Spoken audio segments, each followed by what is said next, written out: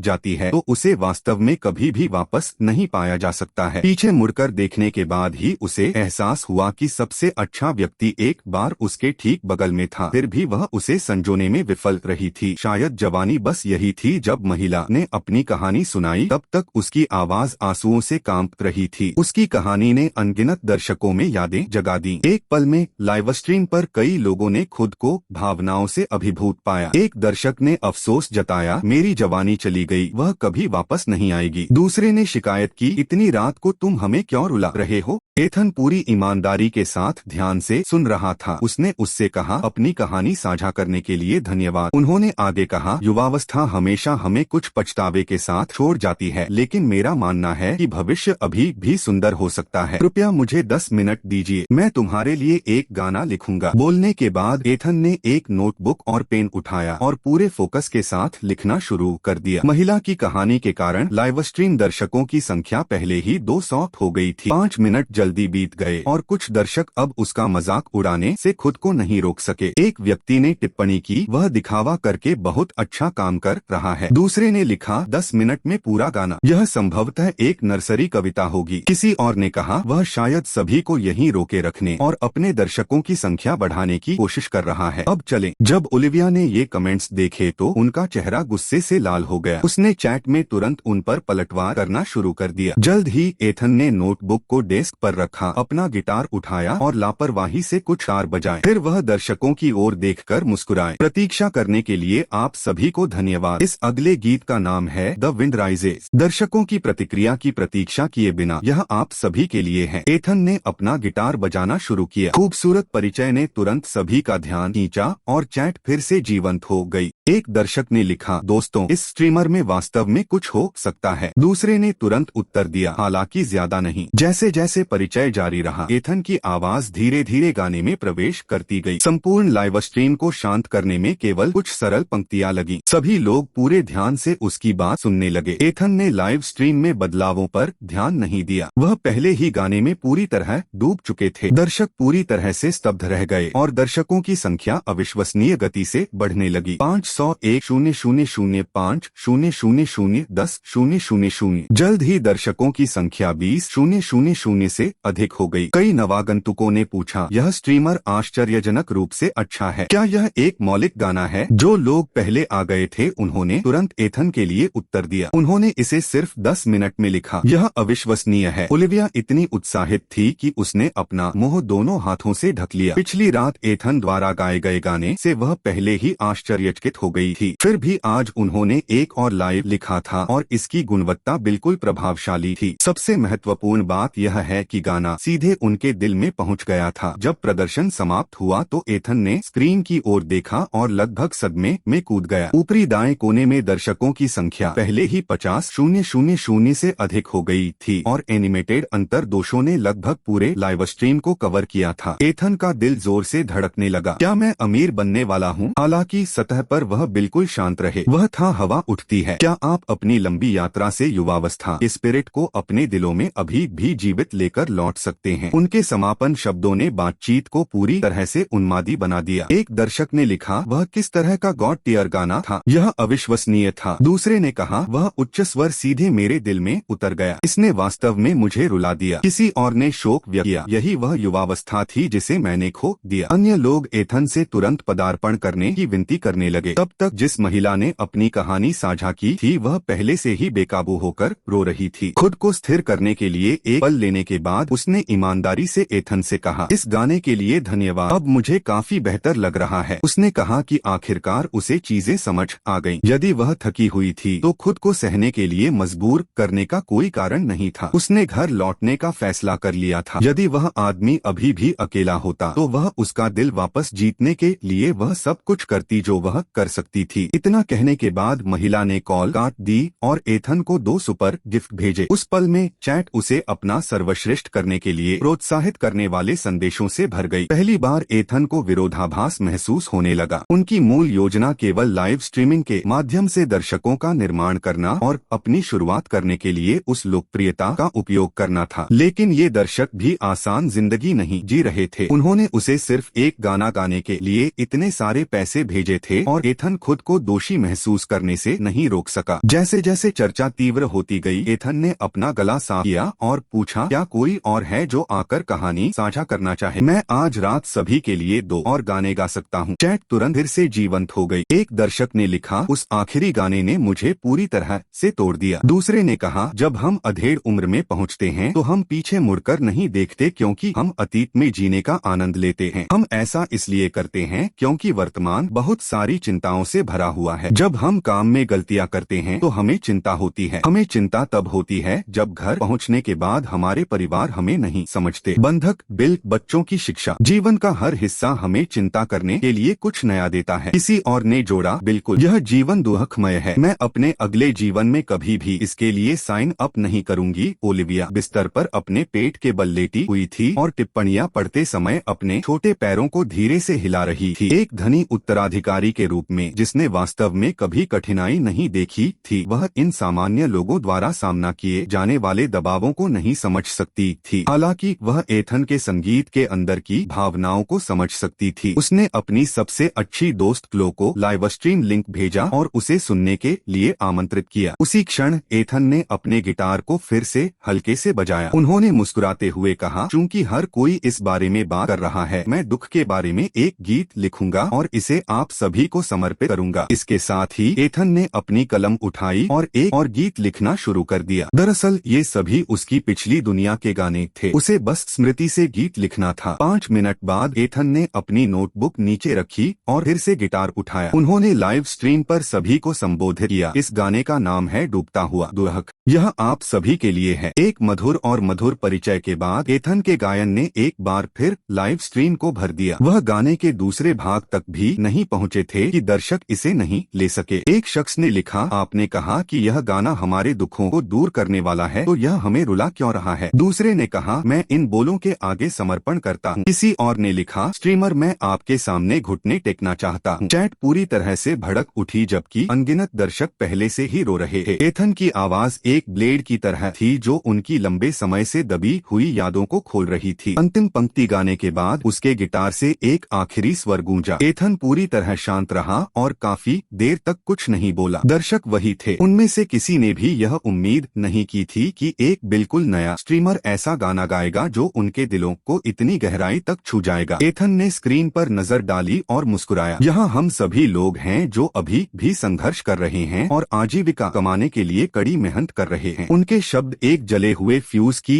तरह थे जिसने तुरंत पूरी बातचीत को नष्ट कर दिया। एक दर्शक ने लिखा, यह स्ट्रीमर शब्दों के मामले में बेहद प्रतिभाशाली है। एक और चिल्लाया, असली प्रतिभा हमेशा आम लोगों के बीच छिपी रहती है। कुछ ने कहा कि गाने ने उन्हें रुला दिया है, जबकि अन्य ने घोषणा की कि वे एथन के डेब्यू का इंतजार करेंगे और पूरे संगीत उद्योग को हिला देंगे। इसी बीच क्लोए ने ओलिविया को फोन किया। जैसे ही ओलिविया ने उत्तर दिया, क्लोए ने पूछा, मुझे अभी बताओ, तुम्हें मनुष्य का यह छिपा हुआ रत्न कहाँ से मिला? ओलिविया का चेहरा थोड़ा लाल हो गया। ऐसी बातें मत कहो, मैं उनसे कल रात ही मिला था। क्लो ने उसे हंसते हुए चिढ़ाया, लड़की कहाँ मानो, शर्माओ मत, अब हम बच्चे नहीं हैं। यदि आप उसे पसंद करते हैं तो बेहतर होगा कि आप अपने अवसर का लाभ उठाएं, अन्यथा मैं स्वयं ही कोई कदम उठा सकता हूँ। ओलिविया की आंखें चौड़ी हो गयी। मैं तुम्हें यह बात फिर से कहने का एक मौका दूंगा। क्लो अजीब तरह से हंसी, आराम करना, मैं तो सिर्फ मजाक कर रहा था। उसी समय एक अन्य दर्शक ने लाइव स्ट्रीम में शामिल होने का अनुरोध किया। एक बार कनेक्ट होने पर दर्शक ने पूछा, स्ट्रीमर, जीवन अविश्वसनीय रूप से कठिन है, क्या आप हमें बता सकते हैं कि आप किस प्रकार का जीवन सबसे अधिक चाहते हैं? इस सवाल ने कई अन्य दर्शकों को भी उत्सुक कर दिया और उन्होंने चैट में एथन से उसके आदर्श जीवन के बारे में पूछना शुरू कर दिया। एथन ने अपना सिर खुजलाया क्योंकि एक निश्चित गीत उसके दिमाग में आया। यह एक लोक गीत था जिसे वह हमेशा से पसंद करता था। गीत में एक शांत झोपड़ी, बड़ी खिड़कियां, एक नरम बिस्तर और वह महिला जिसे वह प्यार करता था का वर्णन किया गया है। इसमें चिमनी, जलाओ लकड़ी, पहाड़ियों और खुले घास के मैदानों की भी बात की गई थी। यह बिल्कुल वही शांतिपूर्ण जीवन था जिसकी एथन हमेशा से चाहत रखता था। उन्होंने कैमरे की ओर देखा और माइक्रोफोन में बोला, चूंकि इस दर्शक ने पूछा, मैं आज रात का अंतिम गीत आप सभी को समर्पित करूंगा। यह गीत उस जीवन का वर्णन करता है जिसका मैंने हमेशा सपना देखा है। चैट तुरंत एक बार फिर जीवंत हो गई। एक दर्शक ने लिखा, यह स्ट्रीमर अविश्वसनीय है, वह मूल गाने ऐसे छोड़ता रहता है जैसे कि वे कुछ भी नहीं हैं। दूसरे ने कहा, आज रात हम सचमुच खराब हो रहे हैं। कई दर्शकों ने एथन को फिर से उपहार भेजना शुरू कर दिया। क्लो ने एक ही बार में 5 सुपर उपहार भेजे। जब ओलिविया ने यह देखा तो संतुष्टि में सिर हिलाया, फिर तुरंत अपने खुद के 10 सुपर उपहार भेजे। पूरी स्क्रीन पर विस्मयादिबोधक चिन्हों की बाढ़ आ गई। लाइव स्ट्रीम तब तक शांत नहीं हुई जब तक एथन का गिटार बजना शुरू नहीं हुआ। दर्शकों ने परिचय को ध्यान से सुना और सोच रहे थे कि एथन आगे किस तरह का आश्चर्य देगा। जैसे ही परिचय जारी रहा, एथन माइक्रोफोन की ओर झुक गया और गाना शुरू कर दिया। सरल राग में उदासी की हल्की सी झलक थी। अपनी थोड़ी कर्कश आवाज में एथन ने उस खूबसूरत जीवन के बारे में गाया जिसे वह सबसे ज्यादा चाहता था। दर्शक अवाक रह गए। वहीं ओलिविया और क्लो भी गाने में पूरी तरह खो गए। चाहे अमीर हो या गरीब, हर किसी के दिल में एक जगह थी जिस तक वे पहुंचना चाहते थे। ऐसा महसूस हुआ मानो वहां रहने मात्र से अंततः उनकी थकी हुई आत्मा को शांति मिल जाएगी। एथन का प्रदर्शन जारी रहा। कोरस सुदूर और शांतिपूर्ण था, मानो यह चांदनी के नीचे हर एक अकेले व्यक्ति के लिए गाया जा रहा हो जो थोड़ी शांति के लिए तरस रहा हो। गीत अंततः समाप्त हो गया, लेकिन जिस जीवन का इसमें वर्णन किया गया वह अंततः केवल एक सुंदर सपना था, कुछ ऐसा नहीं जिसे हर कोई वास्तव में प्राप्त कर सके। जबकि दर्शक अभी भी उस खूबसूरत सपने में डूबे हुए थे, एथन की आवाज फिर से सुनाई दी। वह था, चित्र, मुझे आशा है कि आप सभी अपने दिलों में स्वप्न लोक पा सकेंगे। एथन की आवाज ने सभी को वास्तविकता में वापस खींच लिया। अनगिनत टिप्पणियां तुरंत लाइव स्ट्रीम पर आने लगी। एक दर्शक ने लिखा, वह गाना बहुत खूबसूरत था। एक अन्य ने मजाक में कहा, सपने देखने वाला अपने लुक पर भरोसा कर सकता था, लेकिन उसने इसके बजाय प्रतिभा पर भरोसा करना चुना। किसी और ने पूछा, सपने देखने वाले, क्या आप मेरे लिए आगे 8 लड़कियों और 2 चिकित्सकों का चित्र बना सकते हैं? एक अन्य दर्शक ने उत्तर दिया, यह लड़का प्रभावशाली है, वह वास्तव में जीवन को समझता है। एथन ने समय की जांच की और पाया कि रात के 10 बज चुके थे। उसने स्क्रीन को संबोधित किया, ठीक है, मैंने आज रात के लिए सभी 3 गाने गाए, थोड़ा आराम करें, हम कल शाम को जारी रखेंगे। यह कहने के बाद एथन ने तुरंत लाइव स्ट्रीम समाप्त कर दी। दर्शक अभी भी संदेश टाइप कर रहे थे और उसे रुकने के लिए कह रहे थे, लेकिन इससे पहले कि वे समाप्त कर पाते, लाइव स्ट्रीम पहले ही काली स्क्रीन में बदल चुकी थी। एक दर्शक ने शिकायत की, आप बिल्कुल खतरनाक हैं, आपने बिना किसी चेतावनी के स्ट्रीम समाप्त कर दी। वह बहुत तेज था। एथन ने कभी नहीं सोचा था कि उसकी पहली लाइव स्ट्रीम इतनी लोकप्रिय हो जाएगी। ऐसा लग रहा था जैसे उनका पहला कदम सफल हो गया हो। कंप्यूटर और लाइव स्ट्रीमिंग उपकरण बंद करने के बाद एथन अपने कंबल के नीचे रेंग गया और जल्दी से सो गया। वह यह सोचे बिना नहीं रह सका कि घिसा-पिटा कंबल आश्चर्यजनक रूप से आरामदायक था। कई दर्शकों ने एथन द्वारा उस रात प्रस्तुत किए गए 3 गानों को भी रिकॉर्ड किया था और क्लिप को टिकटॉक पर अपलोड किया था। कुछ ही समय में एथन की लाइव स्ट्रीम क्लिप ने इंटरनेट पर बड़े पैमाने पर चर्चा छेड़ दी। अगले दिन एथन तब तक सोता रहा जब तक वह स्वाभाविक रूप से जाग नहीं गया। बेरोजगार होने का शायद यही सबसे बड़ा फायदा था। नहाने के बाद वह खाने के लिए कुछ ढूंढने के लिए बाहर चला गया। एथन एक नाश्ते की दुकान पर बैठ गया और 2 बैगेल, एक तले हुए अंडे और एक कॉफी का ऑर्डर दिया। जैसे ही उसने खाना खाया, उसने अपना फोन स्क्रॉल किया। जैसे ही उसने लाइव स्ट्रीमिंग प्लेटफॉर्म खोला, वह अविश्वास में डूब गया। उनके अकाउंट पर रातों रात 5 लाख फॉलोअर्स हो गए थे। एथन को पता था कि उसके गाने लोकप्रिय हो जाएंगे, लेकिन उसने कभी नहीं सोचा था कि यह इतनी जल्दी हो जाएगा। उसका मूड तुरंत सुधर गया और यहाँ तक कि उसके मुंह में बैगेल भी पहले से अधिक स्वादिष्ट लगने लगा। उस दोपहर ओलिविया एथन को एक रिकॉर्डिंग स्टूडियो में ले गई। उसका एक दोस्त उस जगह को चलाने के लिए आया था। जब एथन ने स्टूडियो के शीर्ष स्तरीय उपकरण देखे तो उसकी आंखें चमक उठी। उन्होंने तुरंत अपने 4 गाने एक ही सत्र में रिकॉर्ड कर लिए। स्टूडियो के मालिक डेनियल ने एथन की प्रतिभा की बहुत प्रशंसा की। डेनियल एक संगीतकार भी थे, इसलिए उन्होंने एथन को डिनर पर ले जाने की जिद की और उसके साथ खूब शराब पी। जब एथन अपने किराए के अपार्टमेंट में लौटा, तब तक रात के 10 बज चुके थे। वह अभी भी काफी सतर्क महसूस कर रहा था और जानता था कि वह अभी तक सो नहीं पाएगा, इसलिए उसने अपने उपकरण चालू किए और थोड़ी देर के लिए स्ट्रीम करने का फैसला किया। लाइव होने के 5 मिनट के भीतर 50,000 दर्शक स्ट्रीम में आ गए। एक व्यक्ति ने लिखा, स्ट्रीमर, यदि आपने लाइव होने के लिए और इंतजार किया तो मैं पुलिस को फोन करने जा रहा था। दूसरे ने कहा, मैं पूरे दिन आपके गाने ऑनलाइन सुनता रहा हूँ। जैसे ही स्क्रीन पर टिप्पणियां भरी, एथन मुस्कुराया, क्षमा करें, मुझे देर हो गई आप सभी को। मैं आज एक रिकॉर्डिंग स्टूडियो में गया था, इसलिए मैं अब तक घर नहीं पहुंचा। लेकिन कल से आप गानों के आधिकारिक रूप से रिकॉर्ड किए गए संस्करण सुनने में सक्षम होंगे। दर्शक अविश्वसनीय रूप से उत्साहित हो गए और टिप्पणियों की बाढ़ ने पूरी लाइव स्ट्रीम को लगभग रोक दिया। दर्शकों की संख्या लगातार बढ़ती गई और जल्द ही 100 दर्शकों तक पहुंच गई। एथन ने अपना थोड़ा चक्करदार सिर हिलाया और स्क्रीन को संबोधित किया, मैंने आज रात कुछ पेय पी लिया। क्या अच्छा रहेगा कि हम गाना छोड़ दें और इसके बजाय सिर्फ बातचीत करें। जैसे ही उन्होंने बोलना समाप्त किया, दर्शकों ने चैट पर टिप्पणियों की बाढ़ ला दी। एक दर्शक ने लिखा,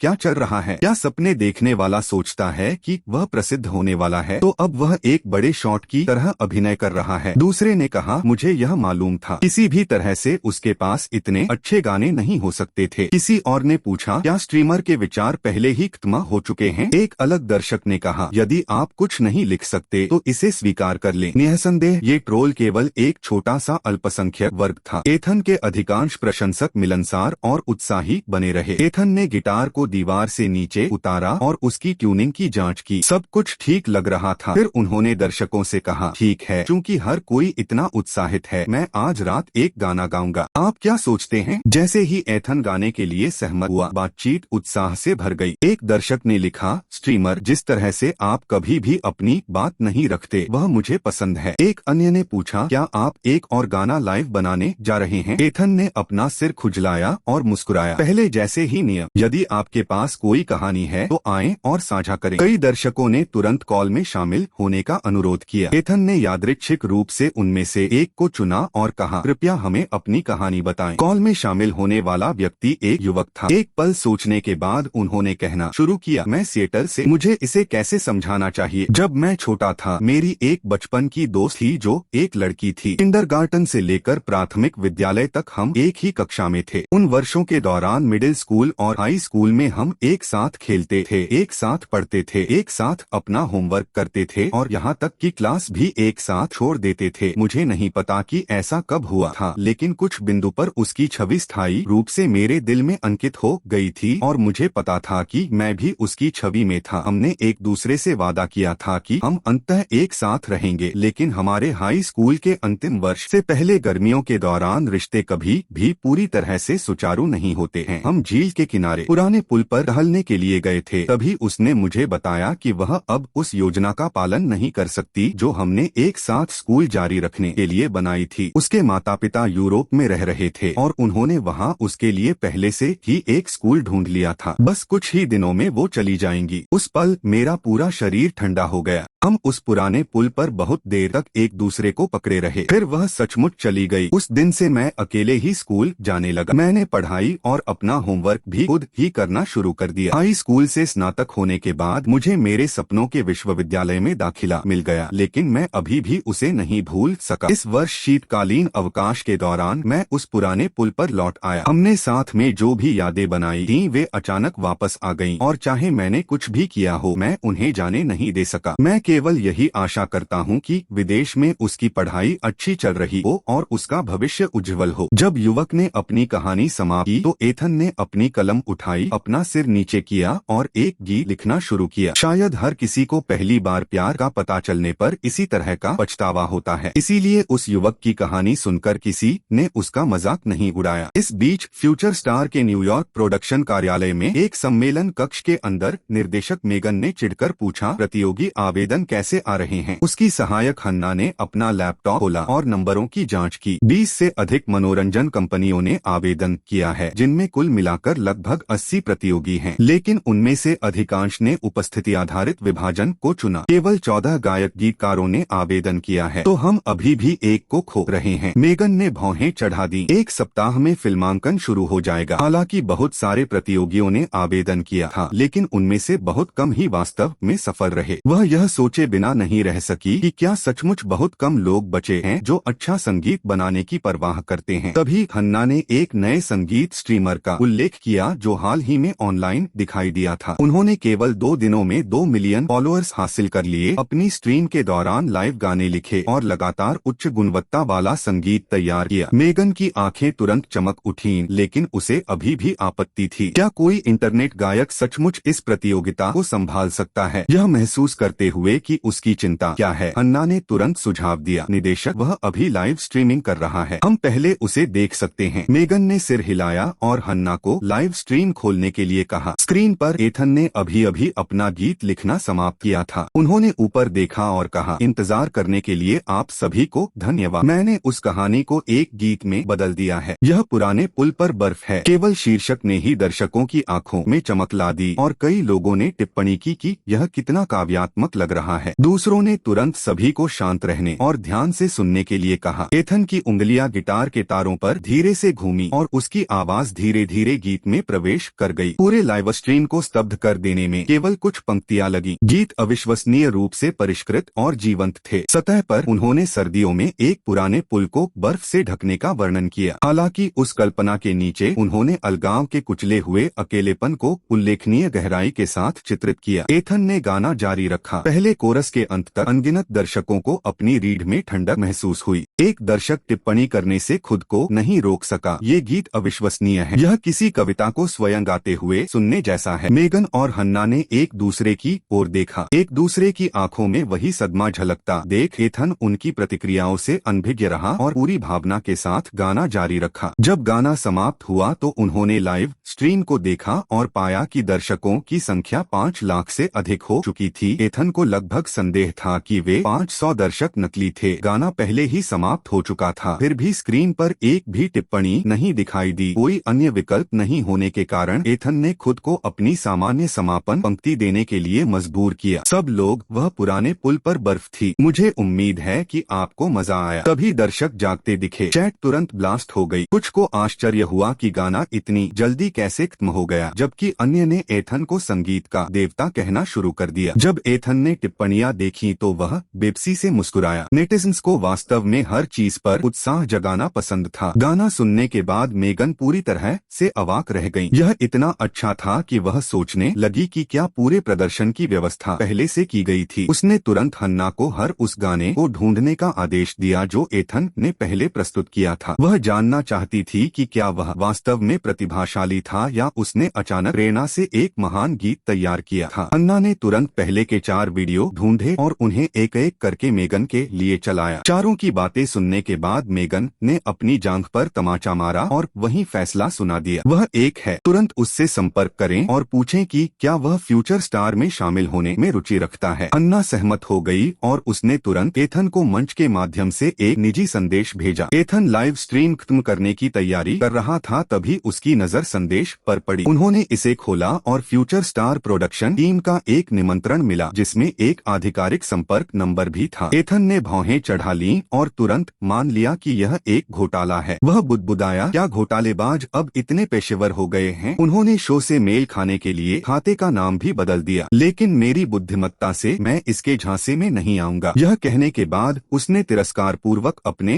होंठ भी सिकोड़ लिए। दर्शक जोर जोर से हंसने लगे। उन्होंने एथन को उसकी भलाई के लिए बहुत चतुर होने के लिए चिढ़ाया, जबकि कई लोगों ने बताया कि खाता वास्तव में वैध लग रहा था। अन्ना, जो अभी भी लाइव स्ट्रीम देख रही थी, खुश भी थी और हताश भी। एथन की घोटालों के बारे में जागरूकता निश्चित रूप से प्रभावशाली थी, लेकिन वह उसके खाते पर आधिकारिक सत्यापन बैच को नोटिस करने में कैसे विफल रहा। अन्ना ने उसे एक और निजी संदेश भेजा जिसमें उसे खाते के प्रोफाइल पृष्ठ की जांच करने के लिए कहा गया। उन्होंने बताया कि यह आधिकारिक तौर पर सत्यापित प्रोडक्शन अकाउंट था और निश्चित रूप से कोई घोटाला नहीं था। एथन को अंततः अपनी गलती का एहसास हुआ और उसने शर्मिंदगी से अपना सिर खुजलाया। जब उन्होंने प्रोफाइल खोली तो उन्हें आधिकारिक सत्यापन बैज मिला। उन्होंने जवाब दिया, निमंत्रण के लिए धन्यवाद, कृपया मुझे इस पर विचार करने के लिए कुछ समय दीजिए, मैं कल दोपहर तक आपको अपना उत्तर दूंगा। अन्ना अविश्वास से उत्तर को देखती रही। अन्य कलाकारों ने शो में आने के अवसरों की याचना की, फिर भी एक छोटे समय के सपने देखने वाले एथन को वास्तव में इसके बारे में सोचने के लिए समय की आवश्यकता थी। जब दर्शकों को पता चला कि एथन ने तुरंत स्वीकार नहीं किया है तो वे उसकी ओर से चिंतित हो गए और चैट पर ऐसे संदेशों की बाढ़ ला दी जिसमें उनसे अवसर का लाभ उठाने का आग्रह किया गया। एथन असहाय होकर मुस्कुराया और बताया कि वह प्रस्ताव को अस्वीकार नहीं कर रहा है, वह बस पहले शो के प्रारूप और नियमों का अध्ययन करना चाहते थे। यदि प्रतियोगिता उनके अनुकूल रही तो वे अवश्य भाग लेंगे। सभी को अच्छी खबर की प्रतीक्षा करने के लिए कहने के बाद एथन ने लाइव स्ट्रीम समाप्त कर दी। हमेशा की तरह दर्शकों ने उस रात के उनके प्रदर्शन को रिकॉर्ड किया और टिकटॉक पर अपलोड कर दिया। 2 घंटे पहले ओलिविया गाड़ी से बेवर्ली हिल्स स्थित अपने परिवार के घर वापस चली गई थी। रात के 10 बज चुके थे और उसके माता पिता लिविंग रूम में टीवी देख रहे थे। जब उसकी माँ मार्गरेट ने उसे अंदर आते देखा तो उसने चिंता से पूछा कि वह इतनी देर से क्यों लौटी। ओलिविया ने दरवाजा बंद कर दिया, अपना कोट उतार दिया और सोफे पर जाने से पहले उसे रैक पर लटका दिया। उसने शिकायत की कि जब वह एथन को डैनियल के स्टूडियो में ले गई तो डैनियल ने उन्हें एथन के साथ डिनर और ड्रिंक पर ले जाने पर जोर दिया था, जिसके कारण उसे देर हो गई थी। उसके पिता रिचर्ड ने चाय का एक घूंट लिया और ओलिविया को प्यार से देखा। रिकॉर्डिंग कैसे हुई? ओलिविया ने खुशी से उत्तर दिया, यह पूरी तरह से चला गया। डैनियल व्यावहारिक रूप से एथन का सबसे बड़ा प्रशंसक बन गया है। वह प्रशंसा करते रहे कि उनके गाने कितने अच्छे थे। कुछ देर अपने माता पिता के साथ बातचीत करने के बाद ओलिविया सोफे पर लेट गई और अपने फोन पर स्क्रॉल करने लगी। अचानक वह आश्चर्य से चिल्ला उठी। मार्गरेट ने तुरंत उसे थपथपाया और डांटा, आप पहले से ही वयस्क हैं, आप अब भी हर बात पर इतना हंगामा क्यों करते हैं? अपने फोन को घूरते हुए ओलिविया ने आश्चर्य से कहा, एथन ने आज रात बहुत शराब पी, लेकिन उसने घर जाने के बाद भी एक लाइव स्ट्रीम शुरू कर दी। रिचर्ड को दिलचस्पी हो गई और उसने ओलिविया को एक वॉल्यूम बढ़ाने के लिए कहा ताकि वे भी सुन सकें। ओलिविया ने अपना फोन टेलीविजन की ओर कर दिया। स्क्रीन पर एथन गिटार बजा रहा था और गा रहा था। लय धीमी थी और उसकी आवाज गहरी मार्मिक थी। सुनकर मार्गरेट प्रसन्न हुई। ये गाना बहुत खूबसूरत है और बोल भी लाजवाब हैं। यह संगीत के माध्यम से जीवंत की गई एक कविता की तरह लगता है। ओलिविया गर्व से मुस्कुराई। मैंने आपको पहले ही बताया था, एथन वास्तव में प्रतिभाशाली है। रिचर्ड ने भी सिर हिलाया। वह युवक प्रभावशाली है, वह ईमानदार और भरोसेमंद भी लगता है। ओलिविया अपनी पिता की प्रशंसा से प्रसन्न हुई। रिचर्ड बेनेट ग्रुप के चेयरमैन थे और शायद ही कभी किसी की तारीफ करते थे। रिचर्ड ने उसके सामने एक फाइल लिफाफा रखा और गंभीरता से कहा, इसमें एथन की सारी जानकारी है, आप देख सकते हैं। ओलिविया ने असमंजस में फाइल खोली, फिर तुरंत अपनी आंखें चौड़ी कर ली। क्या आपने एथन की जांच की? रिचर्ड ने शांति से अपना चाय का कप उठाया। निसंदेह मैंने उस आदमी की जांच की जो मुझे बेटी पसंद है। मुझे यह जानने की जरूरत थी कि वह किस तरह का व्यक्ति था। ओलिविया का चेहरा चमकीला लाल हो गया। उसने चुपचाप विरोध किया। एथन और मैं अभी तक आधिकारिक तौर पर एक साथ नहीं हैं। उसके विरोध के बावजूद उसने फाइल उठाई और ध्यान से पढ़ना शुरू कर दिया। एथन के बारे में प्रत्येक विवरण स्पष्ट रूप से दर्ज किया गया था। जब तक ओलिविया ने पढ़ना समाप्त किया तब तक वह चुप हो गई थी। उसने कभी नहीं सोचा था कि एथन का बचपन इतना कठिन। फिर उसे याद आया कि उसने रात के खाने के दौरान कहा था कि वह मनोरंजन उद्योग में प्रवेश करने की योजना बना रहा है। ओलिविया ने रिचर्ड की ओर देखा और गंभीरता से पूछा, पिताजी, मैं एक मनोरंजन कंपनी शुरू करना चाहती हूँ। आप क्या सोचते हैं? रिचर्ड आश्चर्यचकित दिखे और पूछा कि यह विचार अचानक उनके मन में क्यों आया। ओलिविया ने गंभीरता से उत्तर दिया, एथन मनोरंजन उद्योग में प्रवेश करने जा रहा है। अगर मैं इसके बारे में कुछ नहीं जानता तो धीरे धीरे हमारे पास बात करने के लिए चीजें खत्म हो जाएंगी। इसलिए मैं एक मनोरंजन कंपनी शुरू करना चाहता हूँ और इसमें एथन को साइन करना चाहता हूँ। इससे पहले कि रिचर्ड जवाब दे पाता, मार्गरेट उत्साहित हो गई। उसने सोचा कि उनका बेटी का विचार शानदार था और उसने जोर देकर कहा कि रिचर्ड उसका समर्थन करे। रिचर्ड ने एक पल के लिए इस पर विचार किया। इसमें उसके लिए ज्यादा पैसे खर्च नहीं होंगे, इसलिए उसे अपने बेटी को आजमाने में कोई नुकसान नहीं हुआ। उन्होंने ओलिविया से कहा, अगर तुम ऐसा करने जा रही हो तो छोटा मत सोचो। मैं आपको आपके कार्यालयों के लिए 2 मिलियन और एवलॉन टावर में 2 मंजिलें दूंगा। मैं आपकी सहायता के लिए 2 प्रबंधकों को भी नियुक्त करूंगा। ओलिविया उत्साह से उछल पड़ी, रिचर्ड की गर्दन के चारों ओर अपनी बाहें लपेट लीं और उसे चूम लिया। धन्यवाद पिताजी, मैं जानता था कि तुम सर्वश्रेष्ठ हो। अगले दिन एथन ने फ्यूचर स्टार ऑनलाइन पर शोध किया। प्रतियोगिता में कुल 45 प्रतिभागियों के लिए 15 प्रतियोगियों के साथ 3 डिवीजन थे। सबसे कठिन प्रभाग को चुना गया एक कहा जाता था। इसके प्रतियोगियों को उत्कृष्ट गायन क्षमता और मूल संगीत लिखने की प्रतिभा दोनों की आवश्यकता थी। जबकि एथन अभी भी निर्णय ले रहा था कि भाग लेना है या नहीं, ओलिविया ने फोन किया और उत्साहपूर्वक उसे स्वीकार करने के लिए प्रोत्साहित किया। यह शो बेहद लोकप्रिय था और एथन की प्रतिभा के साथ उन्हें यकीन था कि वह अंत तक पहुंच सकता है। ओलिविया का प्रोत्साहन सुनने के बाद एथन ने झिझकना बंद कर दिया और लापरवाही से मुस्कुराया। ठीक है, फिर मैं चैंपियनशिप वापस लेकर आऊंगा। ओलिविया जोर से हंस पड़ी और उसने वादा किया कि उसके लिए एक सरप्राइज उसका इंतजार कर रहा होगा। एथन ने उत्सुकता से पूछा कि यह क्या है, लेकिन ओलिविया ने जानबूझकर उसे बताने से इनकार कर दिया। उन्होंने कहा, अगर उन्होंने अब इसका खुलासा किया तो इसमें कोई आश्चर्य नहीं होगा। कॉल समाप्त करने के बाद एथन ने प्रोडक्शन टीम से संपर्क किया और आधिकारिक तौर पर प्रतियोगिता में प्रवेश किया। अन्ना उनका फोन पाकर बहुत खुश हुई और उन्होंने उन्हें 3 दिनों में फिल्मांकन के लिए सीधे न्यूयॉर्क जाने का निर्देश दिया। उस दोपहर डैनियल ने सभी 4 पूर्ण रिकॉर्डिंग एथन को भेज दी। एथन ने जल्द ही गाने ट्यूनकैट म्यूजिक प्लेटफॉर्म पर अपलोड कर दिए। जैसे ही गाने रिलीज हुए, अनगिनत श्रोताओं ने उन्हें डाउनलोड किया और स्ट्रीम किया, जिससे एथन की लोकप्रियता बढ़ती रही। 3 दिन बाद एथन अपनी पीठ पर गिटार लेकर न्यूयॉर्क पहुंचा और प्रोडक्शन टीम द्वारा व्यवस्थित लग्जरी विला के पास पहुंच। उसके सादे कपड़ों को देखकर सुरक्षा गार्ड ने तुरंत उसे रोका और जानना चाहा कि वह कौन है और क्यों है। वह वहां था। एथन ने खुद को कितना भी समझाया, गार्ड ने उसे अंदर जाने से मना कर दिया। आखिरकार एक युवा महिला विला से निकली। यह मेगन की सहायक हन्ना थी। जब हन्ना ने एथन की तलाश की तो वह तुरंत आगे बढ़ी और गर्मजोशी से उससे हाथ मिलाया। श्री हेस, शो में आपका स्वागत है। गार्ड हक्का बक्का रह गया और उसने झट से एथन से माफी मांगी। हालांकि एथन ने इस मामले को व्यक्तिगत रूप से नहीं लिया। एथन हन्ना के पीछे पीछे निर्देशक के कार्यालय तक गया, जहां उसकी मुलाकात मेगन से हुई, जो पेशेवर पोशाक पहने करीब 40 साल की एक सक्षम दिखने वाली महिला थी। एथन ने शांति से उसका स्वागत किया। नमस्ते निर्देशक, मेरा नाम एथन हेस है। मेगन बेसब्री से एथन के आने का इंतजार कर रही थी। यहाँ तक कि शो के मेंटर जूलियन शॉ ने भी एथन के गानों की तारीफ की थी और उसे सच्चा चुना हुआ बताया था। मिलते ही मेगन ने उनसे एक गंभीर सवाल पूछा, प्रतियोगिता के लिए उसने कितने गाने तैयार किए थे? एथन ने कुछ नहीं कहा, वह केवल मुस्कुराया और एक उंगली उठाई। मेगन ने तुरंत भौहें चढ़ा लीं, यह मानते हुए कि उन्होंने केवल एक गाना तैयार किया है। एक गाना संभवतः पर्याप्त कैसे हो सकता है? क्या आप पहले दौर में ही बाहर होने की योजना बना रहे हैं? एथन मुस्कुराया, उसकी निगाहें अविचल थीं। आपने मुझे गलत समझा निर्देशक, मेरा मतलब था कि मैं एक के बाद एक गाना जारी रख सकता हूँ। जब तक शो जारी रहेगा मेरे पास हमेशा एक नया गाना रहेगा। मेगन ठिठक गई, फिर जोर से हंसने लगी। एथन निश्चित रूप से अहंकारी था, लेकिन उस उत्तर को सुनने के बाद उसे अब चिंता करने की कोई बात नहीं थी। उनके बीच कुछ खुशियों का आदान प्रदान होने के बाद अन्ना एथन को प्रोडक्शन टीम द्वारा व्यवस्थित 3 सितारा होटल में ले गई। इस बीच ओलिविया की नई कंपनी में नवीनीकरण पहले ही पूरा हो चुका था। दीवार पर सनराइज एंटरटेनमेंट शब्द प्रमुखता से प्रदर्शित थे। रिचर्ड ने उसकी सहायता के लिए 2 लोगों को नियुक्त किया था, एक वित्त निदेशक और एक सहायक मानव संसाधन प्रबंधक। ठीक वैसे ही कंपनी का संचालन शुरू हुआ। जल्द ही फ्यूचर स्टार के लिए फिल्मांकन आधिकारिक तौर पर शुरू हो गया। कुल 45 प्रतियोगी थे। पहले 3 एपिसोड डेब्यू एलिमिनेशन राउंड के रूप में काम करेंगे। प्रत्येक एपिसोड में 15 प्रतियोगी प्रदर्शन करेंगे और 5 को बाहर कर दिया जाएगा, जिससे तीनों एपिसोड में 15 प्रतियोगी बाहर हो जाएंगे। एथन को तीसरे दिन प्रदर्शन करना था, इसलिए उसने पहले 2 दिन अपने होटल में आराम से सोकर बिताए। तीसरे दिन एथन अपने गिटार के साथ स्टूडियो पहुंचा और उसे मंच के पीछे एक शांत कोना में फिल्मांकन आधिकारिक तौर पर उस शाम 8 बजे शुरू हुआ। मेजबान समर मंच पर आए और प्रारंभिक टिप्पणियां और प्रतियोगिता नियम बताए।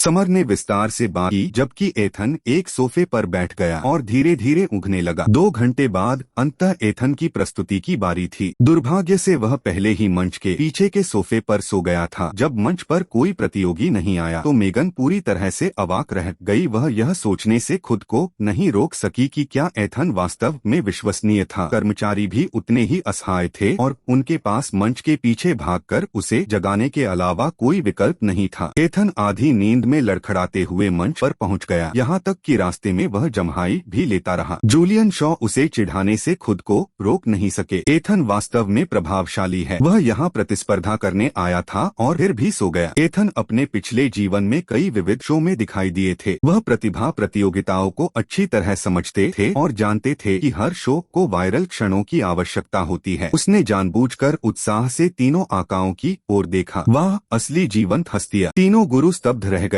जूलियन ने अविश्वास से पूछा, क्या आप इसके बजाय मृत मशहूर हस्तियों से मिलने की उम्मीद कर रहे थे? एथन ने शर्मिला होने का नाटक किया। यह पूरी तरह से असंभव नहीं है। उनके उत्तर ने एक आदर्श टेलीविजन क्षण निर्मित कर दिया। मंच के पीछे मेगन इतनी जोर से हंसी कि वह मुश्किल से सीधी बैठ सकी। वह जानती थी कि यह सीन प्रसारित होते ही वायरल हो जाएगा। जूलियन ने तुरंत अपनी मजाकिया अभिव्यक्ति को दूर कर दिया। ठीक है, मजाक बहुत हो गया, कृपया अपना प्रदर्शन शुरू करें। एथन बैठ गया, अपना गिटार उठाया, माइक्रोफोन ठीक किया और धीरे से कहा, जिस गाने पर मैं प्रदर्शन करूंगा उसका नाम if I ever get rich है। जैसे ही उन्होंने शीर्षक की घोषणा की, समर और लाइव दर्शक हंस पड़े, यहाँ तक कि गुरु भी अपनी मुस्कुराहट नहीं रोक सके। जूलियन ने हंसी के बीच पूछा, आपको यह शीर्षक कैसे मिला? एथन ने पूरी तरह से गंभीर अभिव्यक्ति के साथ समझाया, मैंने अपने बैंक खाते की जांच की और महसूस किया कि उसमें पर्याप्त पैसे नहीं थे, जबकि बहुत सारी चीजें थीं जिन्हें मुझे खरीदने की जरूरत थी। इसलिए मैंने एक गीत लिखा, यह कल्पना करते हुए कि जब मैं अमीर बन जाऊंगा तो मैं अपने पैसे कैसे खर्च करूंगा। लोकप्रिय सुपरस्टार सोफिया ग्रांट ने सोच समझकर कहा, बहुत अधिक पैसा होना जरूरी नहीं कि अच्छी बात हो, यह बहुत सारी परेशानियां ला सकता है। एथन ने तुरंत उसे चुनौती दी, यदि तुम पहले से ही अमीर हो तो तुम्हें किस बात की चिंता हो सकती है? आप ऐसा कुछ कैसे कह सकते हैं? उनकी प्रतिक्रिया ने दर्शकों को एक बार फिर हंसी में उड़ा दिया। समर ने चंचलता पूर्वक बताया कि एक छोटे समय के सपने देखने वाले ने मंच पर एक प्रसिद्ध सुपरस्टार को चुनौती दी थी। अंततः चुटकुले समाप्त होने के बाद एथन ने अपना प्रदर्शन शुरू किया, लेकिन तुरंत ही एक और दुर्घटना घट गई। एथन ने अभी पहली पंक्ति ही गाई थी कि उसके गिटार का एक तार तेज दरार के साथ टूट गया। जूलियन ने एथन के गिटार पर नजर डाली, अपना माइक्रोफोन उठाया और मजाक में कहा, वह गिटार बहुत पुराना है, तार व्यावहारिक रूप से जंग खा रहे हैं। एथन ने बेबसी से अपने हाथ फैलाए, मैं केवल यही सोच रहा था कि मैं कितना अमीर बनूंगा। समस्या यह है कि मैं अभी तक अमीर नहीं हूँ। एथन ने पूरे दर्शकों को फिर से हंसाया, जबकि प्रोडक्शन टीम ने जल्दी से उसके लिए एक प्रतिस्थापन गिटार लाया। अपने हाथों में नए गिटार के साथ एथन आखिरकार पूरी तरह से बाहर हो गया। एक हल्का फुल्का हर्षित परिचय शुरू हुआ और उसकी आवाज धीरे धीरे गीत में प्रवेश कर गई। सरल गीत दर्शकों में अनगिनत लोगों के लिए बोले गए। सबसे पहले सभी ने मान लिया कि यह महज एक हल्का फुल्का कॉमेडी गाना था,